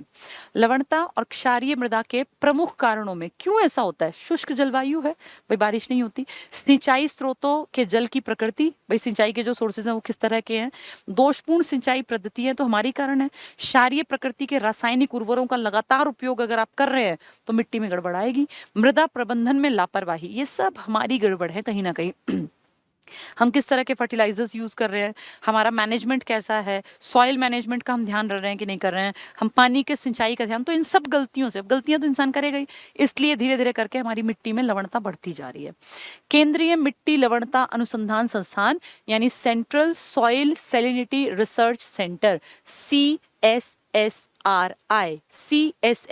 खूब इंपॉर्टेंट है, कई बार आ चुका। Central soil salinity research institute आपके करनाल में है, ये ध्यान रखना। NDRI भी करनाल में है और CSSRI भी करनाल। ये सॉइल की सैलिनिटी, लवणता मापता है, और NDRI डेयरी रिसर्च करता है। ठीक है, नेक्स्ट, हरियाणा की लगभग 32% भूमि लवणता से, तो देखो एक बड़ा पोर्शन आपका, 1/3 हिस्सा आपका, 33% मान लें, 32% आपकी भूमि में जो मिट्टी है वो लवणता से ग्रसित है, तो 1/3 तो आपकी परेशानी है। पानी का प्रयोग होने की वजह से वाष्पीकरण, भाई आपने पानी का प्रयोग हुआ, इवेपोरेशन हो गया, के बाद सतह पर सफेद रवे के रूप में, जो मैं आपको एग्जांपल दे रही थी, लवण रह जाता है। इसे मिट्टी को रेह या कल्लर भी कहा जाता है। रेह, कई बार सुना रेह, तो रेह क्या होता है? जब उसमें लवण ज्यादा होता है ना, तो उसमें इवेपोरेशन हो गया तो वो रेह वहां जम गया, इसलिए मिट्टी पे कई बार बिल्कुल व्हाइट परत जम जाती है, वो रेह या कलर। अभी भी हमने ऊपर दो क्या पढ़े थे, ये इंपॉर्टेंट है, सेम या लोनी किसको कहते हैं, यही बर्री बन जाएगा, यही बर्रा बन जाएगा, और यही बन जाएगा राकर। सेम या लवणीय मिट्टी का नाम है, ठीक है। ये आती है पेपर में हर साल बदल बदल के, जैसे नेली बेट कई बार आ चुकी है, अब हो सकता है आ जाए कि सेम या लोनी किस क्या है, तो आप कहोगे लवणीय मिट्टी का प्रकार है। अगर मिट्टी में इवेपोरेशन के बाद व्हाइट परत दिखाई देती है तो वो कलर या रेह कहलाती है, ठीक है। तो ये सब चीजें हमें याद रखनी है। बस ये कंप्लीट। अब इसमें सिर्फ एक ये प्रश्न उत्तर आ गया, सिर्फ एक टॉपिक मैं जानबूझ के छुड़वा रही हूँ आज, मिट्टी के प्रकार, नहीं तो फिर वो दिमाग में मिक्स हो जाएगा। अब उम्मीद करती हूँ ये तुम्हें समझ में आ गया, और कल ये पढ़ेंगे सारा मिट्टी के प्रकार, ठीक है। दूसरी फाइल, अच्छा कोई नहीं, अब खोल दीजिए, कोई बात नहीं। ये एक टॉपिक हुआ। अब दूसरा टॉपिक हम पढ़ लेते हैं, जिसमें कि हम पढ़ेंगे ये वाली, अच्छा ये वाली कौन सी है, हरियाणा का भूगोल। हाँ ये छोटी फाइल है ना, ये पढ़ा देती हूँ, ठीक है, ये पढ़ लेते हैं। हरियाणा में हमने भौगोलिक संरचना पढ़ ली, अब हम पढ़ते हैं हरियाणा की जलवायु। जलवायु में पढ़ाती हूँ, पर उससे पहले मैं आपको थोड़ा सा एक बेस क्लियर कर दूं ताकि आपको दिक्कत ना आए। ये ओपीएस में खुल गई ना, ठीक है। अच्छा अच्छा, नहीं व्हाइट बोर्ड, ठीक है। चलिए ये क्लैरिटी हो गई होगी ना इससे सबको। अब अगले टॉपिक पे आ गए। आज हमें पढ़ना है हरियाणा में जलवायु। एक आदमी था, जर्मन है, कई मतलब उसने देशों की सदस्यता ली, पर जर्मनी का मेन माना जाता है, रशियन भी है वो। रशियन और जर्मन, जैसे एक आदमी दूसरी जगह एक पैदा हो, एक कहीं की नागरिकता ले ले। एक आदमी है व्लादिमीर, व्लादिमीर, व्लादिमीर पुतिन भी नाम सुना है ना आपने, व्लादिमीर कोपेन, ये एक आदमी है। जियोग्राफर है ये, जियोग्राफर, ये कौन होते हैं, जो पूरे वर्ल्ड के ज्योग्राफी के बारे में कोई काम करते हैं, कोई रिसर्च करते हैं। तो व्लादिमीर कोपेन नाम के एक आदमी ने पूरी धरती पे जितने देश हैं इन सबको उसने जलवायु के आधार पर डिवाइड किया कि भाई यहाँ जहाँ ऐसी जलवायु है तो ये वाला इलाका, जहाँ ऐसी जलवायु तो ये वाला इलाका। तो इसने ना कुछ कैटेगरी बना ली और उस कैटेगरी में सब देशों के अलग अलग पार्ट्स को डाला। तो ऐसे हमारा भी पार्ट जो पंजाब हरियाणा का पार्ट है, ये इसकी दो कैटेगरीज में फिट बैठा। इसकी कैटेगरीज के अकॉर्डिंग पूरे देश का डिवीजन, पूरे वर्ल्ड का डिवीजन अलग अलग कैटेगरीज में किया गया। तो इसने हमारी जो कैटेगरी बताई ना, उसमें एक तो CWA है, वो आपको जानने की जरूरत नहीं, बहुत डिटेल हो जाएगा, मैं सिर्फ मेन बता दूं। आपको दो चीजें याद रखनी है। एक आपके इसके अकॉर्डिंग आपके यहाँ दो तरह की चीज पाई जाती है, एक है आपकी आर्द्र जलवायु और एक है आपकी स्टेपी जलवायु, अकॉर्डिंग टू व्लादिमीर कोपेन। एक है आर्द्र जलवायु, आर्द्र समझते हो ना, जिसमें ह्यूमिडिटी ज्यादा हो, मतलब नमी ज्यादा, और एक मैंने बताया आपको स्टेपी जलवायु। स्टेपी में जो गेहूं वाली फसल ज्यादा होती है। तो आर्द्र और स्टेपी दो तरह की जलवायु according to Vladimir Koppen Haryana में पाई जाती है। हरियाणा कह दीजिए उसकी दो कैटेगरीज में पड़ता है। आपके यहाँ पर क्योंकि एरिया बहुत बढ़िया है, उपजाऊ है, अब आपने पढ़ा कि कितनी तरह के आपके यहाँ डिविजन्स हैं, तो आपके यहाँ फसल खूब बढ़िया होती है। और आपके यहाँ 3 तरह के मौसम मेन माने जाते हैं, जो जिसके कारण आपकी फसलें भी प्रभावित हैं। अब ये जैसे सब टॉपिक्स ना आपस में रिलेटेड होते हैं, जिसको एक समझ में आ गया उसको दूसरा भी जल्दी समझ में आएगा। आपके यहाँ 3 तरह की ऋतुएं हैं जो आप सब लोग जानते भी हैं। ग्रीष्म ऋतु आपके यहाँ होती है, इसके बाद आपके यहाँ मॉनसून ऋतु आती है, और फिर आपके यहाँ आ जाती है शीत ऋतु। आज जैसे कोई तुमसे कहे कि ग्रीष्म ऋतु कब से कब तक है, तो आधे लोगों को यही नहीं पता होगा, वो टिक कर देंगे मई जून जुलाई अगस्त। आपके यहाँ ग्रीष्म गिनी जाती है मार्च से लेके और जून तक में, मार्च से जून। मॉनसून आपका गिना जाता है जुलाई अगस्त सितंबर, अगस्त सितंबर, ठीक है। और शीत आपका गिना जाता है, आप लगा लीजिए अक्टूबर से और मार्च तक का। जैसे हरियाणा में हम ना ये ऑटम और ये सब चीजों की बात नहीं करते, तो हम मान लेते हैं कि हमारा शीत ऋतु अक्टूबर के बाद स्टार्ट हो गई, यानी दिवाली दशहरे के हेरफेर में, और फिर ये आपकी चली मार्च तक। तो फिर उसके बाद आपके यहाँ ग्रीष्म आ जाती है मार्च अप्रैल मई, फिर आप जून तक, फिर जुलाई अगस्त सितंबर आपके यहाँ बारिश रहती है, ठीक है। हम वसंत और ये और वो इस तरह की बातें नहीं करेंगे क्योंकि मोटा डिवीजन यही है। अब इस गर्मी के मौसम में, ग्रीष्म ऋतु में, आपके यहाँ एवरेज टेम्परेचर रहता है 35 डिग्री सेल्सियस। एवरेज का मतलब इसके हेर हेरफेर में रहता होगा। तो यहाँ कम से कम की बात करें तो 35 तो एवरेज है, तो बहुत कम नहीं होता गर्मियों में। ज्यादा की बात करेंगे यहाँ 46 से 48 डिग्री तक भी टेम्परेचर, कई बार अब तो 50 भी आने लग गया। 49 टेम्परेचर आपके यहाँ खूब होता है हरियाणा में, कई बार 49 पॉइंट समथिंग। तो आप ये लगा लो इतना आपके यहाँ टेम्परेचर पहुंच जाता है। इतनी ज्यादा गर्मी, भयानक गर्मी। गर्मियों में आपके यहाँ कोई बारिश नहीं होती, बहुत कम होती है। आपके यहाँ मानसून में थोड़ी बहुत बारिश होती है। तो आपके यहाँ गर्मियों में टेम्परेचर अच्छा है, सूखी गर्मी होती है आपके यहाँ, कोई बहुत बारिश वाली गर्मी। जैसे अफ्रीका है, बहुत गर्मी होती है लेकिन वहां बारिश भी शाम को डेली होती है। आपके यहाँ गर्मी में कोई खास बारिश नहीं होती, कितनी ज्यादा गर्मी होती है तब कहीं जाके आपके यहाँ इक्की दुक्की बार बारिश होती है। ठीक है, महाद्वीपीय जलवायु है ना आपकी, जिसका मतलब गर्मी बहुत खराब और सर्दी भी बहुत खराब। इसके बाद आपके यहाँ मानसून आता है जुलाई अगस्त सितंबर में। इस टाइम पर आपके यहाँ औसत वर्षा, आप तो कम वर्षा वालों में आते हैं, हरियाणा कोई बहुत वर्षा वाला इलाका थोड़ी है। तो हरियाणा की एवरेज अगर हम देखें तो 40 सेंटीमीटर से 60 सेंटीमीटर के बीच में आती है। बिल्कुल एग्जैक्ट पूछ लें तो 45 सेंटीमीटर एवरेज है आपकी। और आपके यहाँ 30 सेंटीमीटर की पट्टी भी है राजस्थान की, और 110 सेंटीमीटर भी हम पढ़ ही रहे थे। गिरिपाद के ऊपर का इलाका 110 का है, जो ये अंबाला, पंचकुला और यमुनानगर की एक बेल्ट, और 30 सेंटीमीटर में आपकी राजस्थान से लगती बेल्ट भी है, जहाँ तरंगित बालू का मैदान है, या जो अपने ये है ना बालू के टिब्बे युक्त मैदान और अनकाई दलदल, वो वाली बेल्ट, तो इसमें आती है।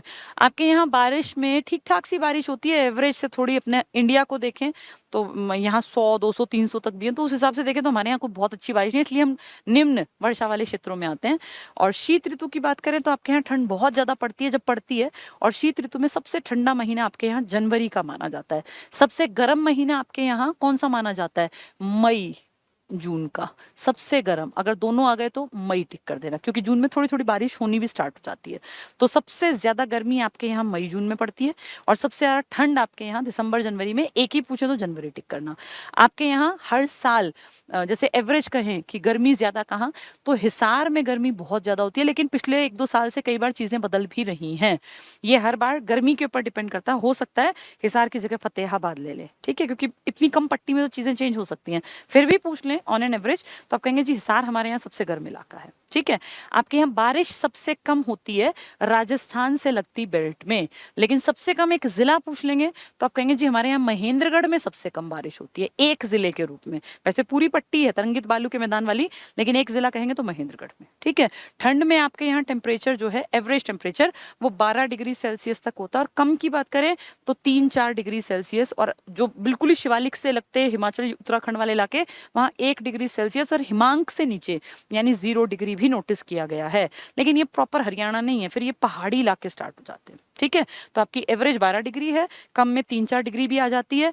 35 डिग्री आपकी गर्मियों की एवरेज है, 48-49 भी देखी जाती है। बारिश आपके यहाँ बहुत ज्यादा नहीं होती, लेकिन ठीक है 30 सेंटीमीटर से 110 के बीच की पट्टी आपका पूरा हरियाणा है। आपके यहाँ पर इस तरह के मौसम के बारे में नॉलेज सबको होनी चाहिए, क्योंकि इससे आपकी फसलें भी समझ में आएंगी, मिट्टियां समझ में आएंगी। ये सब चीजें आपस में इंटर रिलेटेड होती हैं। जिसने वो भौगोलिक आधार समझे ना, उसको ये सब चीजें आसान दिखेंगी। फिर इनसे कल जब मिट्टियां पढ़ाऊंगी तो वो भी आसान दिखेंगी, फिर उनसे फसलें पढ़ेंगे तो वो भी। ये सब चीजें एक साथ बुनी हुई होती हैं आपस में। तो ये चीज उम्मीद करती हूँ समझ में आ गई होगी। बारिश से लगते 2 पॉइंट और बता दूं, फिर ओपीएस से पढ़ेंगे। पहला पॉइंट, आपके यहाँ 2 तरीके से बारिश होती है। एक का नाम है दक्षिण पश्चिम मानसून, दक्षिण पश्चिम मानसून, और एक है जो आजकल बारिश हो रही है ना सर्दियों में, ये क्या है? ये पश्चिमी विक्षोभ वाली भी है। उत्तर पूर्वी तो जाते वक्त जो होती है, और उत्तर पूर्वी फिर भी बता दूंगी, उत्तर पूर्वी मानसून। और एक बारिश जो हो रही है ना आजकल, ये उत्तर पूर्वी नहीं है, ये पश्चिमी विक्षोभ की बारिश है, वेस्टर्न डिस्टर्बेंसेस, पश्चिमी विक्षोभ की बारिश, वेस्टर्न पश्चिमी विक्षोभ डिस्टर्बेंसेस। जो अभी बारिश चल रही है ना नए साल के हेर फेर में, ये बारिश आपकी आ रही है। ये हवाएं कहाँ से आ रही हैं? तो ये भूमध्य सागर से उठ के आ रही हैं। भूमध्य सागर जो कहाँ पड़ता है आपका? अफ्रीका और यूरोप के बीच में है, मेडिटेरियन सी। यहाँ से हवाएं चल के और नमी लेकर फिर अफगानिस्तान, ईरान, इराक, अफगानिस्तान, पाकिस्तान, को पहाड़ है ही नहीं, तो उत्तरी इंडिया में घुस गई और यहाँ हिमालय से टकराकर आजकल आप देखो हरियाणा में, पंजाब में, दिल्ली में, यूपी यूपी में बारिश चल रही है। तो ये किसकी बारिश है? ये कोई मानसून की बारिश थोड़ी है, ये है वेस्टर्न डिस्टर्बेंसेस की बारिश, पश्चिमी विक्षोभ की बारिश, जिसकी उत्पत्ति भूमध्य सागर में हुई थी। ठीक है, आपके यहाँ 80% बारिश हो जाती है दक्षिण पश्चिम मानसून से। तो लगभग बारिश का कारण है दक्षिण पश्चिम मानसून। और आपने ज्योग्राफी अगर ढंग से पढ़ी है तो आपको पता होगा दक्षिण पश्चिम मानसून की 2 शाखाएं आपके इंडिया में दक्षिणी इलाके से एंटर करती हैं बारिश के मौसम में, और यहाँ आके वो 2 हिस्सों में डिवाइड हो जाती है ऐसे धारा। एक हिस्सा इधर चल पड़ता है और एक हिस्सा इधर चल पड़ता है। इसको आप कहते हैं, ये वाली बंगाल की खाड़ी है ना, तो बंगाल की खाड़ी की शाखा, और इसको आप कहते हैं अरब सागर की शाखा। यहाँ केरल में सबसे पहली आपकी बारिश होती है 1 से 5 जून के बीच में, फिर ये ऊपर तक आ जाती है जुलाई में, 15 जून के आसपास। फिर ये आगे बढ़ते बढ़ते फिर पूरे उत्तर भारत को कवर करके 1 महीने के अंदर पूरे भारत में बारिश होती है। ठीक है, तो ये हमने मेजर सी चीजें अपने हरियाणा के बारे में जान ली। अब किताब से और पढ़ लेते हैं, तो दूसरा टॉपिक भी इंपॉर्टेंट पूरा हो जाएगा। छोटा टॉपिक है, बड़ा नहीं है। हरियाणा की जलवायु, क्लाइमेट ऑफ हरियाणा। राज्य की, क्या कह रहे हैं देखें, राज्य की जलवायु का निर्धारण समुद्र से दूरी, समुद्र से दूरी तो मैंने आपको पढ़ा दी, 200 सेंटीमीटर से 200 मीटर से कम कहाँ था? अनकाई दलदल। 220 से 300 क्या था? मेन जलोढ़ का मैदान था ना। और 300 से 500 वाला क्या था? नीचे वाली पहाड़ियां। और 400 से 600 और 600 से ऊपर थी ऊपर वाली पहाड़ियां। तो अब जिसको ये समझ में आ गया उसको ये समझ में आएगा ही आएगा। तो राज्य की जलवायु का निर्धारण समुद्र से दूरी कितनी है, ऊंचाई कितनी है, सबका। अक्षांशीय स्थिति भी आपको पता है आपकी 27 से 30 डिग्री के बीच। उत्तर पश्चिमी विक्षोभ, अभी जो बताया मैंने, पश्चिमी विक्षोभ हमारे यहाँ वेस्टर्न डिस्टर्बेंसेस जिसकी बारिश हो रही है नए साल पे। दक्षिण पश्चिम मानसून मैंने अभी आपको समझाया 2 हिस्सों में बढ़ जाता है, इनसे किया जाता है। तो अगर आपको ये बातें समझ में आ गई तो ये चैप्टर आपको समझ में आ जाएगा। हरियाणा की जलवायु महाद्वीपीय जलवायु है। महाद्वीपीय जलवायु, कॉन्टिनेंटल जिसको बोलते हैं, इसका मतलब होता है गर्मियां बहुत गर्म और सर्दियां बहुत ठंडी। जैसे कि आप फील करते होंगे हरियाणा में कि सर्दी है तो बहुत ठंड लग रही है, गर्मी है तो बहुत गर्मी लग रही है। ये महाद्वीपीय जलवायु है, जो गर्मियों में बहुत गर्म और सर्दियों में बहुत ठंडी होती है। जैसे जून के महीने में लगभग 48-49, मैंने एग्जाम्पल दिया, 50 भी पहुंच जाता है तापमान, और जनवरी में 1 से 2 डिग्री सेल्सियस। अब देख लो टेम्परेचर धीरे धीरे घटता जा रहा है। समुद्र से दूर होने के कारण, समुद्र तो आपके आसपास भी नहीं है, आप काफी दूर है। राज्य की जलवायु उपोष्ण कटिबंधीय शुष्क महाद्वीपीय प्रकार की है। तो महाद्वीपीय लेकिन उपोष्ण कटिबंधीय शुष्क, शुष्क मतलब सूखी। आपके यहाँ कोई बहुत पानी से भरी हुई लदी हुई हवाएं नहीं आती, जैसे कि केरला में आती हैं, जैसे कि उड़ीसा में पहुंचती हैं, ऐसी आपके यहाँ बिल्कुल नहीं आती। या जैसे कि इसमें आती है ना गारो खासी जयंतिया, मासीनराम, मेघालय, चेरापूंजी, ऐसी आपके यहाँ बहुत ज्यादा नहीं आती। आती हैं लेकिन इतनी नहीं आती। ठीक है, भारत की जलवायु मानसूनी, पूरे भारत की मानसूनी है होने के कारण हरियाणा राज्य पर भी मानसूनी प्रभाव दिखाई पड़ता है। राज्य के उत्तरी भाग में हिमाचल प्रदेश के सीमा क्षेत्र में आर्द्र जलवायु, बताया ना मैंने भाई, जो पहाड़ी इलाके हैं वहां ह्यूमिडिटी ज्यादा होती है तो आर्द्र जलवायु। और राजस्थान के सीमा क्षेत्र में शुष्क जलवायु। कॉमन सेंस है, इसमें रटना नहीं है। पहाड़ी इलाके में आर्द्र मिलेगी और राजस्थान वाले में शुष्क मिलेगी। हरियाणा की जलवायु को राजस्थान की पूर्वी भाग की अर्ध मरुस्थलीय जलवायु और गंगा मैदान की आर्द्र जलवायु के बीच की जलवायु भी कहा जा सकता है। कि भाई राजस्थान और यूपी में चले जाओ गंगा, इनके बीच में जो महाद्वीपीय जलवायु है वो है आपकी। ना तो बहुत ज्यादा यहाँ पे बारिश होती, एवरेज आपका 45 सेंटीमीटर कह लीजिए या 40 से 60 कह लीजिए। आपके यहाँ 110 सेंटीमीटर वाले भी हैं, 30 सेंटीमीटर वाले भी हैं। तो आपके यहाँ बहुत गर्मी में गंदी गर्मी पड़ती है और सर्दियों में बहुत कड़ाके की ठंड पड़ती है। ठीक है, तो ये जलवायु है। ग्रीष्म काल में वर्षा का अभाव है, आपके यहाँ गर्मियों में बारिश नहीं होती, मानसून में बारिश होती है। अधिक तापमान है आपका 50 के हेरफेर में, अत्यधिक वाष्पीकरण, बहुत पानी उड़ जाता है। और शीतकाल में निम्न तापमान है, टेम्परेचर घटता है। ये हरियाणा की जलवायु की प्रमुख विशेषताएं जो कि आपकी समझ में आ रही होंगी। डॉक्टर व्लादिमीर कोपेन, मैंने बताया ये क्या है, ये ज्योग्राफर है, इसने क्लाइमेट के ऊपर काम किया। जैसे हमारे जसबीर सिंह जी ने क्या किया था, हरियाणा का वर्गीकरण किया ना अलग अलग क्षेत्रों में भौगोलिक, ऐसे इन्होंने पूरे वर्ल्ड की जलवायु को माप के बताया कि जलवायु वर्गीकरण के अनुसार हरियाणा में 2 प्रकार की जलवायु है। आर्द्र जलवायु, उपोष्ण का मतलब होता है, उष्ण होता है गर्म, ऊष्मा गर्मी। उप उष्ण का मतलब बहुत गर्माहट ना हो, जैसे ना स्पीकर और डिप्टी स्पीकर, तो ऐसे उष्ण से पहले उपोष्ण यानी उतना गर्म नहीं है। तो ये कौन सी है, आर्द्र। ये कहाँ मिलेगी बताओ, पहाड़ियों वाले रीजन में। CAW गलत छप गया, CWA है ये। CW तुम्हें जानने के लिए सिर्फ ये एक आइडिया दे दिया कि 2 है, BSH और CWA। इसकी कैटेगरी है बहुत सारी, 16 कैटेगरी हैं। अब वो 16 तुमसे कोई नहीं पूछने वाला, तुम्हारे यहाँ 2 हैं, BSH और CWA। ठीक है, ये नाम दे रखे हैं।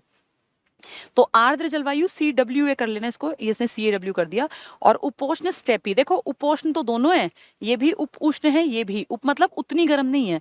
एक आर्द्र तो पहाड़ी वाली, और स्टेपी है तो आपकी गेहूं की फसल वाली, BSH। तो CWA और BSH पूछेंगे किसने किया कैटेगराइजेशन, कोपेन ने किया था। कौन कोपेन, एक आदमी था जिसने पूरे वर्ल्ड की जलवायु को डिवाइड किया, तो जलवायु वर्गीकरण किया। राज्य के उत्तरी भाग में कौन सी है, शिवालिक श्रेणियां, इनके आसपास के इलाकों में, इसको 27 कर लेना, 72 नहीं 27 किलोमीटर की पट्टी की बात कर रहे हैं, 27 किलोमीटर चौड़ी मैदानी पट्टी में, यानी गिरिपाद के आसपास आर्द्र जलवायु CWA, ये ठीक लिखा है, प्रकार की जलवायु पाई जाती है। राज्य के अन्य क्षेत्रों में स्टेपी जलवायु पाई जाती है, BSH। तो CWA और BSH ये दो प्रकार की जलवायु है। 27 किलोमीटर का एरिया मतलब वो वाली पट्टी गिरिपाद और उसके आसपास के पहाड़ों में, ठीक है। और बाकी सारे में आपकी स्टेपी। तो आपकी आर्द्र दोनों उपोष्ण है, उपोष्ण उपोष्ण, वो आर्द्र है, ये स्टेपी है। जलवायु जलवायु तो कॉमन सेंस से लिखना ही है, तो उपोष्ण और जलवायु तो लिखना ही है, एक स्टेपी और एक आर्द्र में जाएगी। किसने कहा ये कोपेन ने किया है, पूरे वर्ल्ड का वर्गीकरण, ठीक है।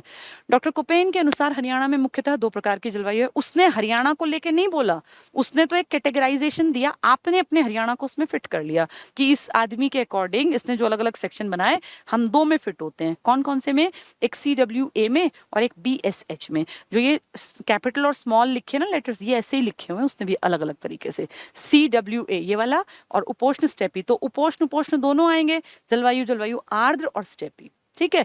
इसमें शीत ऋतु वाला है, ये शुष्क होती है लेकिन बारिश नहीं ज्यादा, और स्टेपी तो है ही। प्रमुख ऋतुएं आपकी हैं 3 प्रकार की, हरियाणा में 3 प्रकार की, ग्रीष्म, शीत और मानसून या वर्षा कह लो। ग्रीष्म ऋतु पढ़ लें। राज्य में ग्रीष्म ऋतु मध्य मार्च से जून अंत तक रहती है, जुलाई में तो फिर बारिश आ जाती है।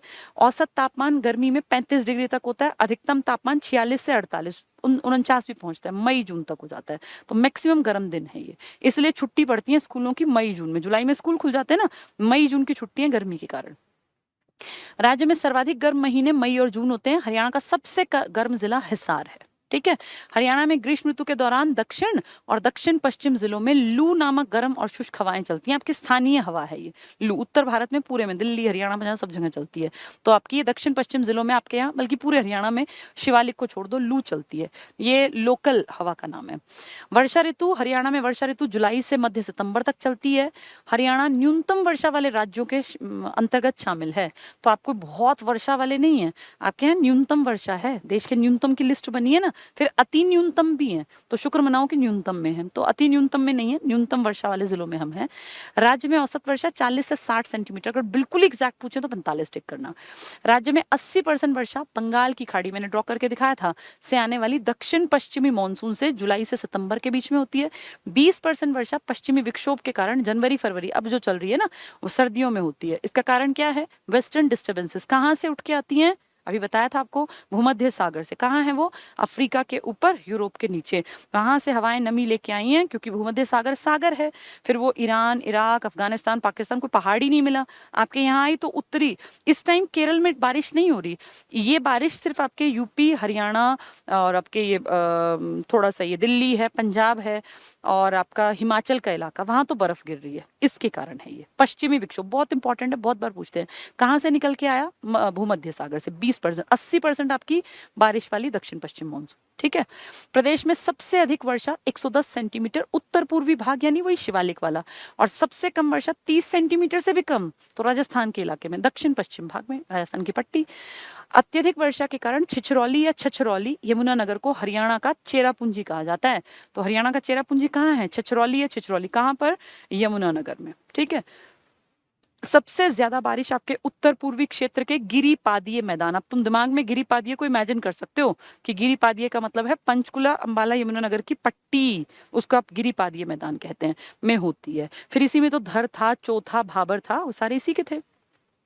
सर्दियों में वर्षा जो अब हो रही है पश्चिमी विक्षोभ, वेस्टर्न डिस्टर्बेंसेस के कारण, पर गर्मियों में वर्षा, गर्मियों का मतलब मॉनसून की बात करें, प्रॉपर गर्मी की नहीं, बंगाल की खाड़ी से आने वाली दक्षिण, ये पूर्वी को पश्चिम कर लेना, ये गलत कर दिया मैंने, इसको काटना था, ये दक्षिण पश्चिम मानसून से, ये इंपॉर्टेंट है, दक्षिण पश्चिम बहुत इंपॉर्टेंट। आपके यहाँ लौटते मानसून को उत्तर पूर्वी मानसून कहते हैं और आते हुए मानसून को दक्षिण पश्चिम। आपके यहाँ 80% बारिश पूरे भारत में दक्षिण पश्चिम मानसून से, कुछ % बारिश आपके यहाँ पश्चिमी विक्षोभ से, जो आजकल आपकी चल रही है। सबसे कम वर्षा दक्षिणी पश्चिमी भाग में सिरसा, हिसार, वो राजस्थान की पट्टी में, लेकिन सबसे कम जिला पूछ लिया तो आप कहोगे महेंद्रगढ़ में सबसे कम। सबसे ज्यादा पूछेंगे तो चेरापूंजी हरियाणा का, छिछरौली यमुनानगर। ठीक है। राज्य में वर्षा का 80% भाग जुलाई से सितंबर, तो कौन सा मानसून महीना है? मानसून का 80% किससे होती है? दक्षिण पश्चिम मानसून से, और बाकी पश्चिमी विक्षोभ से, सर्दियों की बारिश। पर्वतीय क्षेत्रों में वर्षा देखो, कहीं कहीं 150 से भी ज्यादा, बहुत कम लेकिन नाम मात्र की। दक्षिणी क्षेत्र में आपकी 30 सेंटीमीटर, और सामान्य एवरेज जो ये बीच का इलाका है यहाँ 70 से 75, एवरेज कहें तो 45, 40 से 60 के बीच में। सबसे ज्यादा बारिश छिछरौली यमुनानगर में, और सबसे कम महेंद्रगढ़। राजस्थान की पट्टी में कम है, पर सबसे कम पूछे तो महेंद्रगढ़। शीत ऋतु, सर्दियां। राज्य में शीत ऋतु सितंबर से मार्च तक रहती है, अक्टूबर भी लिख देते हैं वैसे। 23 सितंबर को जब आपका वो आता है ना इक्विनॉक्स, तब जैसे 21 मार्च है तो कहते हैं गर्मी शुरू हो जाती है, और 23 सितंबर के बाद से आपकी सर्दियां स्टार्ट हो जाती हैं। तो दिसंबर, ये सितंबर का एंड मान लो, अक्टूबर इसलिए लिखते हैं। ठीक है, तो मध्य सितंबर लिखा है, वैसे 23 सितंबर से होता है। राज्य में शीत ऋतु में औसत तापमान 12 डिग्री, और न्यूनतम तापमान दिसंबर जनवरी सबसे ठंडे होते हैं। इन दोनों में से ज्यादा ठंडा जनवरी, 3 से 4 डिग्री तक हो जाता है। राज्य में सर्वाधिक ठंडा महीना जनवरी, और गर्म मई जून, छुट्टियों वाले। हरियाणा के उत्तरी शिवालिक क्षेत्र में शीत ऋतु में तापमान हिमांक तक पहुंच जाता है, हिमांक 0 डिग्री, जिसपे हिम जम जाए, बर्फ जम जाए। ठीक है, ये हमारा टॉपिक कंप्लीट हुआ। अब सिर्फ एक मिट्टियां छोड़ दिया, बाकी ये बेसिक सा टॉपिक है, आपकी समझ में आ गया होगा। पशुपालन वाली फाइल है हमारे पास, वो लगा दीजिए। अब बस धीरे धीरे तुम देखोगे बहुत सारे टॉपिक्स ऐसे कंप्लीट होते चले जाएंगे। जिस बच्चे की समझ बन गई है ना, मैंने लगभग 35 से क्लास ले ली, जिसने वो ले ली होंगी उनको दिक्कत नहीं आएगी। दिक्कत उनको आएगी जिन्होंने पढ़ा ही नहीं होगा, वो अपना टाइम पास करते रहे। मैं जो पढ़ाऊंगी वो मैं सिर्फ एक बेस बना सकती हूँ, पढ़ना पड़ेगा। अब ये गिरिपाद मैदान, या तरंगित बालू का मैदान, या बालू के टिब्बे युक्त मैदान, या अनकाई दलदल, बाढ़ का मैदान, जलोढ़ मैदान, और नेली, बेट, या सेम, ये लोनी, किस किस के नाम है ये पढ़ के याद होंगे, सिर्फ सुन के नहीं, तो पढ़ना जरूर। कृषि और पशुपालन ये भी कहीं ना कहीं मिट्टी से, पानी से, इन सब से प्रभावित है। सब एक था, इसलिए इकट्ठा समझा रही हूँ ताकि आप लोगों को समझ में आ जाए। चलिए इसमें थोड़ी सी हम बातचीत कर लेंगे, जलवायु क्षेत्रों के बारे में बता देती हूँ, और ये बेसिक है बिल्कुल, हर बार क्वेश्चंस आते हैं इस पे। खरीफ, रबी, जायद, ये आपने सुनी भी होंगी। तो हमारे यहाँ दो प्रकार की वो कौन सी देखी हमने, एक आर्द्र है अपने यहाँ, और एक है स्टेपू जलवायु ना। कोपेन नाम के आदमी ने इस पे काम किया। जसबीर सिंह जी ने अपनी किताब में, क्या थी वो किताब उनकी, an agricultural geography of Haryana, उसमें उन्होंने कितने भागों में डिवाइड किया, 8 भागों में। ये सब एक जैसी बातें लगती हैं, इसलिए इनको 2-3 बार पढ़ लेना। अब जो टॉपिक शुरू हो गया उसका नाम है कृषि, और कृषि किससे प्रभावित है, मिट्टी से, जलवायु से, बारिश से। और क्योंकि हमने वो बेस पढ़ लिया इसलिए कृषि हमें आसान दिखेगी। आपके यहाँ खेती की जब भी बात हो तो मेन आप जाने ही जाते हैं एग्रीकल्चर के लिए। हरियाणा की 70% आबादी किस पे डिपेंड करती है, खेती पे। इसका सीधा मतलब ये नहीं कि आप सिर्फ खेतों में जाएं, इसका मतलब है खेती और खेती से जुड़े उद्योग धंधे हमारे हरियाणा की अर्थव्यवस्था का मूल ढांचा तैयार करते हैं। एग्रीकल्चर बेस्ड इकोनॉमी है हमारी। धीरे धीरे हम सर्विस सेक्टर में भी जा रहे हैं, क्योंकि हरियाणा के गुड़गांव को आप ना भूलें, फरीदाबाद उद्योग नगरी को ना भूलें, पंचकुला जो नैनो सिटी के रूप में उभरने वाली थी इसको ना भूलें, तो अंबाला की भी बात कर लें। तो इस तरह से देखें तो ऐसा नहीं कि हमको पिछड़े हुए हैं और एग्रीकल्चर पर ही बेस्ड हैं, लेकिन आपकी इकोनॉमी में मेगा फूड पार्क्स का भी चैप्टर आता है। आपकी इकोनॉमी में ये इंटरनेशनल जो आप मंडी विकसित करते हैं, ये सब चीजें भी तो हैं, इनके ऊपर भी तो कितनी बड़ी आबादी बैठी है। इसीलिए हम कहते हैं कि हरियाणा की खेती से जुड़े 70% लोग जो हैं वो खेती और उससे जुड़े व्यवसाय में लगे हुए हैं। ठीक है, अब हम खेती की बात करें तो आप सब जानते हैं 3 प्रकार की मेन फसलें होती हैं। एक जो इस मौसम में अब खेतों में दिखाई देती हैं, जिनको आप कहते हैं रबी की फसल। रबी नवंबर के आसपास, दिसंबर के आसपास बोई जाती हैं, और गर्मी आते आते मार्च अप्रैल में काट ली जाएंगी। ठीक है, इसके बाद आपके 1-2 महीने छुटपुट सी फसल चलेंगी, जिनको आप कहेंगे जैद, या जिनका एक नाम लिखा होता है जायद। इसमें आपका खीरा, ककड़ी, तरबूज, खरबूजे, इस तरह की बहुत छोटे, जो 1.5 से 2 महीने के अंदर 20 दिन 25 दिन में तैयार हो जाती हैं। इन फसलों को आप लगभग अप्रैल में बोते हैं, और इसको आप अप्रैल, मई, जून, फिर जुलाई आते आते सारे खेतों को साफ कर लेते हैं, इनको काट पीट देते हैं, मतलब खेत खत्म। फिर उसके बाद तरबूज, खरबूज वगैरह जैसी चीजें कम दिखती हैं, ये बहुत महंगी बिकती हैं क्योंकि कम हो जाती है ना सप्लाई। इसके बाद जब ये सब कट जाता है, फिर आती है आपकी खरीफ की फसल। और बिल्कुल बारिश के मौसम में, आपकी बारिश हमने क्या पढ़ा था, जुलाई, अगस्त, सितंबर ना, तो जुलाई में बोई जाती हैं ये। और उसके बाद जैसे सर्दी आती है उससे पहले ये काट ली जाती है, यानी अक्टूबर के आसपास ये काट ली जाती हैं, क्योंकि फिर खेत तैयार करना है रबी के लिए। सबसे अच्छा एग्जाम्पल इसका गेहूं है। गेहूं, इसका सबसे बेस्ट एग्जाम्पल है धान। और ये तो फिर छोटे आपके जो ये सलाद टाइप की चीजों में यूज करते हैं ना आप, या गर्मियों के जो फल होते हैं, वो जैद या जायद का एग्जाम्पल है। अब ये आपको ना बार बार याद करना होता है, एक एक तो हमने याद कर लिया, लेकिन चना आप देखो आजकल बोया गया है, आजकल खेतों में चना खड़ा है ना, मटर भी खड़ी हुई है, आजकल खेतों में सरसों भी दिखाई दे रही है। इसका मतलब ये सारी गेहूं के साथ बोई जाती है। अभी अभी कुछ दिनों पहले बाजरा कटा था और धान कटे थे 1.5-2 महीना पहले, यानी वो सब इकट्ठे थे। तो ये आपको ना थोड़ा थोड़ा अपने आसपास खेतों में आप रोज देखते हैं, थोड़ा लगभग बच्चे मेरे साथ जो जुड़े हैं वो खेती परिवार से बिलोंग करते होंगे, तो उतनी बेसिक चीज आपको आती है। लेकिन फिर भी जैसे दालें किस में आएंगी, फिर एक दो दाल किसी अलग में आ जाएंगी, वो पढ़ के जानी होती है कि भैया मूंग किस में आएगी, तो वहां फिर आप फंसे ना। ठीक है, तो इसका तो तरीका यही है कि भाई किताब खोलो, अब जो मैं पढ़ाऊंगी भी उसमें से कई बार रीड कर लो, और 4-5 बार थोड़ा ध्यान रख लो कि अच्छा ये वाली दालें इसमें आती हैं, ये वाली इसमें आती हैं, क्योंकि या तो वो खरीफ होंगी या फिर वो रबी में मिलेंगी। ठीक है, तो ये बेसिक सी बात है आपकी कृषि के बारे में। आपकी खेती बहुत ज्यादा वर्षा पर आधारित बिल्कुल नहीं है, क्योंकि आपने नहरों का जाल पढ़ा था। जिसने बेस अच्छा बनाया उसको दिक्कत नहीं होनी, फिर बोल रही हूँ, आपने अच्छी तरह पढ़ा हुआ है कि आपके हरियाणा में यहाँ टोहाना फतेहाबाद से एक जाल बिछा हुआ है नहरों का। कौन से की बात हो रही है? भाखड़ा नांगल से जो निकलती है ना आपकी, यहाँ आती है टोहाना से और सतलुज नदी से, जो ये वाला। और फिर एक आपने पढ़ा था यहाँ जब आपकी वो मेन मुख्य नहर 186 किलोमीटर और फिर उसकी शाखाएं, इस तरह से पूरा नहरों का जाल है। नलकूप आपके यहाँ सिंचाई करते हैं 51% की, मतलब ट्यूबवेल, और 48% नहरें, और बाकी फिर कुएं हैं और तालाब है। ठीक है, आपका जो ये मध्य का हिस्सा है ना, ये वाला, इसको मध्य बोलते हैं आप, यानी इसमें आपका ये लगा लीजिए कि रोहतक आ गया, इसमें आपका सोनीपत का हिस्सा आ गया, थोड़ा पानीपत का, यहाँ आपका करना इसका कैथल का हिस्सा आ गया, जींद का आ गया, ये बीच की पट्टी मेन, और इधर का भी थोड़ा थोड़ा हिस्सा। इस इलाके में बहुत बढ़िया फसलें हो पाती हैं, क्योंकि यहाँ जो इलाके ऊंचे हैं, भिवानी जैसे, वहाँ उत्थापक नहरें पहुंचा रखी हैं, तो बहुत डिफिकल्ट नहीं है, यहाँ पे काम करना बेहद आसान है। ठीक है, चलिए अब इसको थोड़ा सा हम लोग किताबी भाषा से भी पढ़ लेते हैं। आज एक्चुअली मैथ्स की क्लास नहीं है, इसलिए मेरे पास पढ़ाने के लिए टाइम है खूब सारा। अगर मैथ्स की क्लास होती है तो फिर मुझे क्लास छोड़नी पड़ती, लेकिन अब टाइम है तो इसको पढ़ा दूं मैं। कृषि और पशुपालन। हरियाणा एक कृषि प्रधान राज्य है, जहां 83% भूमि कृषि योग्य है। योग्य होना और खेती करना दो अलग बातें हैं। आपके यहाँ बहुत बड़ा हिस्सा कृषि योग्य है, कितना परसेंट? 83%।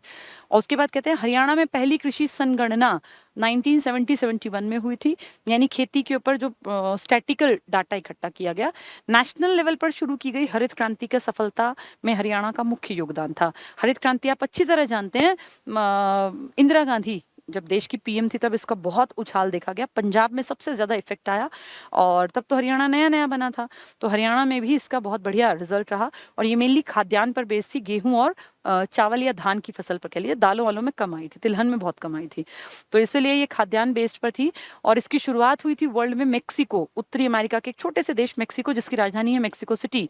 वहां नॉर्मन बोरलॉग नाम के आदमी ने, वो कृषि वैज्ञानिक थे, वर्ल्ड को एक विचार दिया था, हाई यील्डिंग वेराइटी, बहुत बढ़िया क्वालिटी के बीजों का यूज करके, अच्छी सिंचाई का पानी हो, अच्छे फर्टिलाइजर्स हो, तो आप बहुत ज्यादा प्रोडक्शन ले सकते हैं, प्रति हेक्टेयर उत्पादन बढ़ा सकते हैं। और उसी कॉन्सेप्ट को देखते हुए MS स्वामीनाथन नाम के एक बहुत बड़े इंडियन कृषि वैज्ञानिक ने काम किया, और उनका रिजल्ट देखने को मिला हरियाणा, ये पंजाब में बहुत बड़े लेवल पर, छोटे से एरिया में, और इतना प्रोडक्शन हुआ कि पंजाब टॉपर स्टेट्स में आ गया प्रोडक्शन के, जबकि एरिया बहुत ज्यादा बड़ा नहीं था। तो यूपी में, हरियाणा में, पंजाब में बहुत बढ़िया खाद्यान्न के क्षेत्रों में प्रगति दिखाई दी हमें, जब हम लोग कोशिश में थे कि अपना पेट भरने लायक कैसे उगाएं, और इतना उगाने लग गए कि हम एक्सपोर्ट की स्थिति में पहुंच गए। लेकिन हरित क्रांति का लंबे टाइम बाद इफेक्ट अब दिख रहा है कि जिस पंजाब ने सबसे ज्यादा ग्रोथ दिखाई थी ग्रीन रिवॉल्यूशन में, आज सबसे ज्यादा पेट के कैंसर वहीं के लोगों को है। कारण इतना एक्सेसिव यूज किया फर्टिलाइजर्स का कि वो रिस के मिट्टी के अंदर फसलों के माध्यम से कभी पानी से अपरदित होते होते कहीं जाके और फिर इंसान और जानवर के पेट तक पहुंच गया। और आज पंजाब के लगभग घरों में पेट के कैंसर से पीड़ित हर घर में कोई ना कोई मरीज मिल जाएगा, कोई बूढ़े हैं, कोई जवान है, कोई बच्चे हैं, कारण इतना ज्यादा बड़े लेवल पे फर्टिलाइजर फर्टिलाइजर्स का यूज। इसीलिए वापस देखो हम लौट रहे हैं, ऑर्गेनिक खेती की बातें करने लग गए कि ऑर्गेनिक कृषि, हर चीज महंगी बिकती है, ऑर्गेनिक कह के आप गाजर मूली को भी जो मार्केट में अगर 10 रुपए किलो है तो 30 रुपए बेच लो, क्योंकि अब पढ़े लिखे लोगों को पता है कि ऑर्गेनिक चीज अच्छी होती है क्योंकि उसमें फर्टिलाइजर्स नहीं होते। ठीक है, लेकिन ऑर्गेनिक पैदा करने में दिक्कत क्या है, जैसे हमने भी कोशिश की, परिमल सर तो बहुत बिल्कुल ही इसके खिलाफ है कि फर्टिलाइजर्स यूज किए जाएं, लेकिन उसमें ना रिजल्ट बहुत अच्छा नहीं आ पाता, आता है कुछ साल बाद। प्रॉब्लम ये है कि छोटे किसान के पास कुछ साल नहीं है, उस बेचारे के पास 2 एकड़ जमीन है, उसको हर साल उन्हीं से पैसा निकालना है, उसके बच्चे कॉलेज भी जाएंगे, यूनिवर्सिटी भी जाएंगे, पढ़ाई भी करेंगे, तो उस बेचारे को तो इतना नहीं है कि 4 साल के लिए भूमि में बस खाद खाद डालता है, खाद भी खरीदनी पड़े अगर, तो वो कहाँ से मेंटेन करेगा। इसीलिए वो ऑर्गेनिक खेती का कॉन्सेप्ट ना इसीलिए बहुत मुश्किल है। अगर ये हो ना कि ऑर्गेनिक है तो सब लोग करनी शुरू कर दें, लेकिन ऑर्गेनिक हमने खुद भी जब हमने स्टार्टिंग की अभी 2-3 साल पहले, तो हमने देखा कि जितना हमने बीज डाला उसके एवज में कुछ भी नहीं निकला, कुछ भी नहीं हुआ, मतलब बहुत ज्यादा कीड़ों ने खा ली वो फसल, बहुत कम हुई। अब धीरे सर ने तो बहुत सारा फिर उसमें खाद डलवाया, मतलब उसको मिट्टी में जितनी मिट्टी होगी ना ऊपर की परत में उतने खाद डलवाया, अब उसमें फसलें होने लग गई, अब उसमें बहुत अच्छी फसलें चलती हैं, मतलब अपने खाने लायक। लेकिन अगर हम देखें कि कोई एक आम किसान जिसके पास जमीन कम हो और जिसको अपने कंधों पे जिम्मेदारी हो माँ बाप की, बच्चों की पढ़ाने की, आपके भाई उनको भी कभी दिक्कत आएगी मेडिकल फैसिलिटी की, अपने बीवी बच्चे पालने हैं, तो वो किसान थोड़ी ऐसे खेत को 4 साल खाली छोड़ देगा या पैसों की खरीद के इतनी खाद ले आएगा, तो उस कंडीशन में ऑर्गेनिक थोड़ी टफ लगती है। तो ऑर्गेनिक हाँ धीरे धीरे लोग जब जानने लगेंगे, चीजों की इंपॉर्टेंस बढ़ेगी, तब शायद लोग उस तरफ वापस चलेंगे। चलिए पढ़ते हैं क्या कह रहे हैं ये। तो हरित क्रांति की सफलता में हमारा मुख्य योगदान था, मैंने अभी एग्जाम्पल दिया आपको, हरियाणा की कुल उपजाऊ भूमि में 3.8 मिलियन हेक्टेयर, जो इसके कुल क्षेत्रफल का 86% है, हरियाणा की 70% जनता कृषि पर निर्भर है। आप हरियाणा की बड़ी आबादी खेती से जुड़ी हुई है। 2017-18 में हरियाणा में, सिर्फ आइडिया ले लो, ये पूछने नहीं वाले, सकल बोया गया क्षेत्र 65.7 लाख हेक्टेयर था। ठीक है, कृषि जलवायु क्षेत्र, अब ये भी 2 क्षेत्र हैं, हरियाणा के 2 कृषि जलवायु क्षेत्र हैं। पहला उत्तरी पश्चिमी, तो उत्तरी पश्चिमी समझ जाओ इधर वाली बेल्ट जो पंजाब की तरफ की है, दक्षिण पश्चिमी जो राजस्थान की बेल्ट है। ठीक है, उत्तर पश्चिमी क्षेत्र में चावल बहुत होता है, के कैथल, करनाल, कुरुक्षेत्र, जींद, है ना। यहाँ गेहूं भी होता है क्योंकि सिरसा तक आपका पंजाब है, सब्जियां भी सिरसा में नंबर 1 है, और शीतोष्ण कटिबंधीय फल भी हैं यहाँ। ठीक है, इसके बाद दक्षिण पश्चिमी क्षेत्र में, राजस्थान की पट्टी में, इसमें फल भी होते हैं, सब्जियां भी होती हैं, जड़ी बूटियां भी होती हैं, औषधीय पौधे और उष्ण कटिबंधीय फल भी हैं। ठीक है, उपोष्ण आपने देखा था स्टेपी था और आर्द्र था, ये उष्ण कटिबंधीय गर्मी वाले राजस्थान की पट्टी है ना ये। हरियाणा की प्रमुख फसलें कौन सी हैं? 2 प्रकार की मेन फसलें, रबी और खरीफ, वैसे तीसरी है जैद या जायद। रबी फसल, रबी को कहते हैं आषाढ़ी फसल, और सावनी होती है जो मॉनसून में, जिसमें पानी ज्यादा चाहिए, धान खड़ा पानी चाहिए ना, तो वो यानी कि कौन सी खरीफ की फसल, वो सावनी है। आषाढ़ी रबी, रबी अक्टूबर नवंबर वाली। इन फसलों को अक्टूबर नवंबर में बोया जाता है, मार्च अप्रैल में काट लिया जाता है। गेहूं चना इकट्ठे होते हैं, ये गेहूं चना, जौ मटर इस टाइम पे लगी हुई है, मसूर आलू सरसों आदि। आप देखो गेहूं सरसों चना, और ये तो बिल्कुल नॉर्मल आपको खेतों में दिख जाएंगे इस टाइम पे, मटर और आलू और जौ। इनके अंतर्गत निम्न फसलें, तो मेन फसल में गेहूं है सबसे इंपॉर्टेंट में। हरियाणा, यूपी, पंजाब और एमपी के बाद चौथा सबसे बड़ा गेहूं उत्पादक राज्य है। कहीं तीसरा लिखा होगा, कहीं चौथा, ये नंबर बदल सकता है, लेकिन आपकी टक्कर में पंजाब आगे रहता है, यूपी आगे रहता है, एमपी का गेहूं भी बहुत चल रहा है, सुनो ना, एमपी का गेहूं है, तो हरियाणा का भी तीसरा चौथा नंबर रहता है, मतलब टोटल प्रोडक्शन में हम काफी आगे हैं, जबकि एरिया हमारा छोटा सा है। हरियाणा अपनी खपत से अधिक गेहूं का उत्पादन करता है, क्योंकि यहाँ की आबादी उतना खा नहीं पाती जितना पैदा करते हैं, इसलिए इसे गेहूं की टोकरी कहा जाता है। आपके एग्जाम में गेहूं की टोकरी और धान का कटोरा बहुत बार पूछे गए हैं। गेहूं की टोकरी हम पूरे हरियाणा को कहते हैं, और धान का कटोरा हम कहते हैं अपने करनाल को। ठीक है, तो गेहूं की टोकरी हैं आप, ठीक है, कटोरी नहीं टोकरी। राज्य में सिरसा सबसे ज्यादा गेहूं पैदा करता है ना, कितना, लगभग 12%, 11.75, 12 याद कर लो, सिरसा सबसे ज्यादा गेहूं में आगे है। तो राज्य में सिरसा, जींद, पानीपत, फतेहाबाद, कैथल, करनाल जिले गेहूं उत्पादन में 50% का योगदान देते हैं। तो सिरसा, जींद, पानीपत, फतेहाबाद, कैथल, करनाल, यानी पानीपत और करनाल को याद कर लो, इकट्ठे हैं, क्योंकि फतेहाबाद, कैथल और जींद ये भी इकट्ठे हैं, और सिरसा। तो सिरसा, जींद, फतेहाबाद, कैथल, करनाल, ये पूरे इलाके, और पानीपत ये 50%, तो बहुत बड़ा एरिया आपका।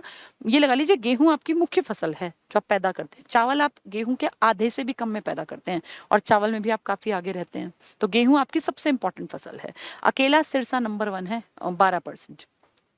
हरियाणा में पहला अनाज बैंक आपके न सिरसा में न कहीं और बल्कि पानीपत में है। पहला अनाज बैंक कहाँ है? पानीपत में।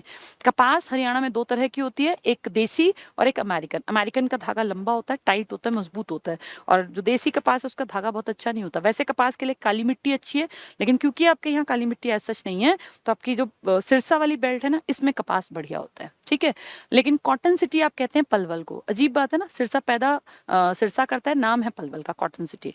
हरियाणा कपास उत्पादन में देश का प्रमुख राज्य है। इस फसल के उत्पादन में सिरसा जिला राज्य में अग्रणी है। दो प्रकार की कपास होती है, अमेरिकन और देसी कपास। अच्छी कौन सी है? अमेरिकन।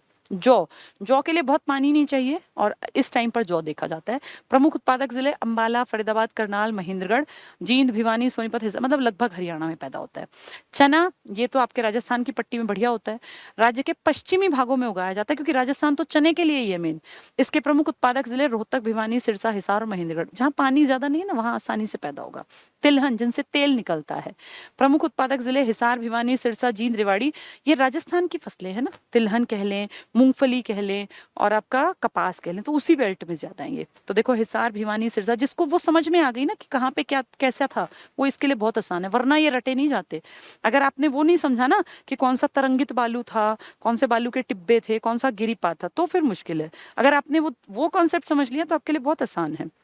भाई तिलहन राजस्थान में है, तो आप दिमाग में आइडिया लगा लो कि जहां जहां वो बालू तरंगित वाला इलाका था वो होगा, तो सीधे बेल्ट आपकी समझ में आ गई।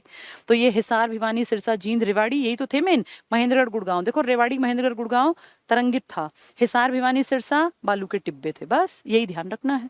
राज्य में सरसों, तेलों में सबसे बड़ा, भाई तेल सबसे बढ़िया सरसों का हमारे यहाँ, सर्वाधिक उत्पादन महेंद्रगढ़ में है। सरसों का साग और बाजरे की रोटी खाई जाती है ना, बाजरा और सरसों दोनों में नंबर 1 है आपका महेंद्रगढ़। सबसे कम बारिश भी आपके महेंद्रगढ़ में थी, तो बारिश कम होगी तो मोटा अनाज पैदा होगा। तो बाजरा नंबर 1 पूछे या सरसों नंबर 1 पूछे तिलहन में, तो आप कहोगे हमारा महेंद्रगढ़। बेल्ट आपको समझ में आई गई है। खरीफ फसलें सावनी, क्योंकि सावन में बोई जाती हैं, जुलाई में। इन फसलों को जून जुलाई में बोया और अक्टूबर नवंबर में काटा जाता है। चावल, बाजरा, ज्वार, मक्का, मूंगफली, तिल आदि इसी टाइम पे तो देख रहे हो तुम, मूंगफली खाने को मिल रही है, मक्का खाया जाता है, बाजरा इस टाइम खाया जाता है, चावल अभी पीछे खेतों में तुमने देखा था। ये सब इसके एग्जाम्पल है। कौन कौन सी फसलें हैं? मक्का को बहुत कम पानी चाहिए, लेकिन पंचकुला अंबाला में होती है जहाँ पानी बहुत ज्यादा है। ठीक है, इसकी उपज के लिए जल की कम आवश्यकता होती है। इसके प्रमुख उत्पादक जिलों में अंबाला, यमुनानगर, पंचकुला। जहां खूब बारिश होती है ना, वहां मक्का पैदा होती है, जबकि मक्का को चाहिए कम पानी। आप पहाड़ों में अगर कभी गए तो आपने देखा होगा मक्का भुट्टे बहुत दिखते हैं, वो इसीलिए क्योंकि अच्छे होते हैं यहाँ। चावल के और जींद, इसके प्रमुख उत्पादक जिले के कैथल, करनाल, कुरुक्षेत्र। ये बासमती के लिए नंबर 1 है, ये है धान का कटोरा। अंबाला, हिसार, जींद और सोनीपत, हमारे यहाँ बहुत चावल है, लेकिन गेहूं के मुकाबले आधा भी नहीं है। करनाल बासमती चावल के उत्पादन में वर्ल्ड फेमस है, इसलिए इसे धान का कटोरा कहा जाता है। इंपॉर्टेंट, गेहूं की टोकरी है पूरा हरियाणा। क्यों? क्योंकि हम चौथे नंबर तक आ जाते हैं, पंजाब, यूपी, मध्य प्रदेश और हम गेहूं की टोकरी हैं पूरे के पूरे। हमारा नंबर 1 है सिरसा। आपके धान का कटोरा है करनाल बासमती चावल के लिए। कैथल, करनाल, कुरुक्षेत्र, जींद, के और जींद चावल के कुल उत्पादन का 50%। लेकिन गेहूं के लिए क्या था? करनाल था, कैथल था, करनाल था, पानीपत था, फिर इधर सिरसा था, इधर जींद था, कई इलाके थे ना। वैसे तो पूरे में ही पैदा करते हैं, लेकिन फिर भी मेन पट्टी याद रखना, ये के जींद 50% चावल का उत्पादन। बाजरा मोटे अनाज है, महेंद्रगढ़ नंबर 1 होगा। मानसूनी वर्षा के बाद उगाया जाता है। प्रमुख उत्पादक जिलों में सिरसा, हिसार, फतेहाबाद और फरीदाबाद है। मेन नहीं लिखा, महेंद्रगढ़, इसको बेशक काट देना, एमजी कर लेना, महेंद्रगढ़ नंबर 1 है वो। ज्वार शुष्क भागों में, साधारण वर्षा वाले क्षेत्रों में उगाई जाती है। प्रमुख उत्पादक सिरसा, जींद, भिवानी। ये राजस्थान है सारा, राजस्थान से प्रभावित। गन्ना आपके यमुनानगर नंबर 1 है, और गन्ने की पूरी बेल्ट है यमुना नदी के साथ साथ।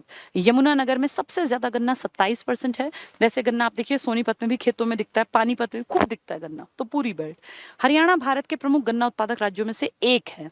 राज्य के प्रमुख गन्ना उत्पादक जिले यमुनानगर, कुरुक्षेत्र, अंबाला, रोहतक, जींद, सोनीपत, करनाल, पूरे ये यमुनानगर की तो पूरी बेल्ट यमुना के आसपास की।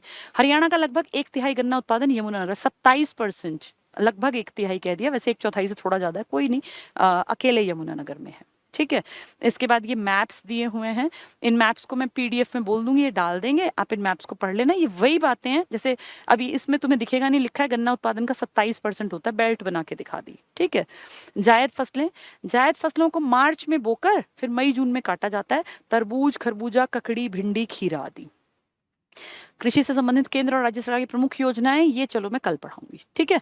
मिट्टियां पढ़ा के फिर ये टॉपिक कंप्लीट कर लेंगे। ज्यादा नहीं है, ये थोड़ा खैर बड़ा है। इसमें योजनाएं पढ़ेंगे हम। योजनाओं में जो मेन है ना कि भाई कौन सी, जैसे साल आ जाता है अगर हाल ही की कोई हो, अलग अलग योजनाएं कुछ राज्य सरकार ने चलाई, कुछ आपके इन्होंने चलाई हैं, आपकी खुद की सरकार ने। फिर कृषि से संबंधित संस्थाएं हैं, बीज प्रमाणीकरण है, या ये सॉइल वाला है। फिर बागवानी पढ़ेंगे थोड़ा सा। इसके बाद ये जैसे कहाँ क्या क्या फूल और ये सब होते हैं, फसलें कौन कौन सी हैं, वही बागवानी चल रही है। फिर पशुधन पे आ जाएंगे। पशुधन इंपॉर्टेंट है, पिछली बार आपने देखा होगा कई पशुधन के ऊपर क्वेश्चंस आए थे। ये मैप्स में बोल दूंगी, इनको डाल दें, ठीक है। फिर ये भैंसों की नस्लें आ गई, ये बार बार पढ़नी चाहिए तब याद होती हैं। इसमें दूसरा आदमी कुछ नहीं करता, मैं तो सिर्फ एक बार पढ़ा सकती हूँ, मैं पढ़ा दूंगी, लेकिन ये तुम्हें याद करने वाला। जैसे पश्मीना है तो बकरी का की नस्ल है, अब पूछ लेंगे कौन सी भैंस की नस्ल है, कौन सी भेड़ की है, तो ये पढ़नी पड़ेंगे आपको, ठीक है। फिर ये गर्भकाल भैंसों का, गायों का, इन सब का दे रखा है। मतलब ये डाटा ज्यादा है, इसमें अंडरस्टैंडिंग से ज्यादा जरूरी होता है इसको बार बार पढ़ना, ठीक है। तो ये बार बार पढ़ने की चीजें हैं, ये बस क्वेश्चंस हो जाएंगे। तो ये कल उम्मीद है इसको हम पढ़ लेंगे, कल कंप्लीट कर लेंगे इसको, ठीक है। फिर कल हमारे 3 टॉपिक हो जाएंगे। अब मैं कोशिश करूंगी आपकी ना थोड़ी सी लंबी लंबी क्लासेस लूँ, क्योंकि मेरी क्लासेस थर्सडे फ्राइडे सैटरडे नहीं हो पाएंगी। एक्चुअली मेरी मदर की तबीयत खराब है, तो मुझे 3-4 दिन उनको संभालने जाना पड़ेगा। तो मैं कोशिश करके आपकी मंडे ट्यूसडे वेडनेसडे में थोड़ी लंबी क्लासेस लेके 2-2 3-3 टॉपिक जैसे जैसे बन पड़ेंगे। अब आपकी ना स्पीड भी बढ़ती जाएगी, क्योंकि अब आपको हरियाणा बहुत अच्छे तरीके से समझ में आ गया। अब सिर्फ डाटा डाटा डाटा बार बार पढ़ने हैं ताकि वो याद होते चले। तो कल हम ये टॉपिक कंप्लीट कर लेंगे। पशुधन मतलब एनिमल हस्बेंड्री वाला, कृषि और animal husbandry, agriculture and animal husbandry, और मिट्टियों के प्रकार। तो हमारे 3 इंपॉर्टेंट टॉपिक पूरे हो गए, ठीक है। चलिए, बहुत अच्छी बात है।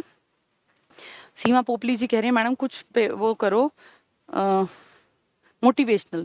मुझे लगता है मोटिवेशन तो सेल्फ से लेना चाहिए, अपने आप अपनी लाइफ को खुद से मोटिवेशन में सोचा करो कि भैया मैं जैसा 2021 शुरू हुआ है, 2021 का एंड मेरे पास सरकारी नौकरी के साथ होना चाहिए, और उसके लिए कोई कुछ नहीं कर सकता सिवाय तुम्हारे खुद के। जितना हो सके अच्छे ढंग से पढ़ो, हर चीज को समझते हुए पढ़ो, चीजों को रटना बिल्कुल छोड़ दो। टाइम बेशक ज्यादा लग जाए, लेकिन हमें चीजें आनी चाहिए बहुत बढ़िया तरीके से। और वो कब आएंगी? जब आप खुद से मेहनत करेंगे, सेल्फ स्टडी करेंगे।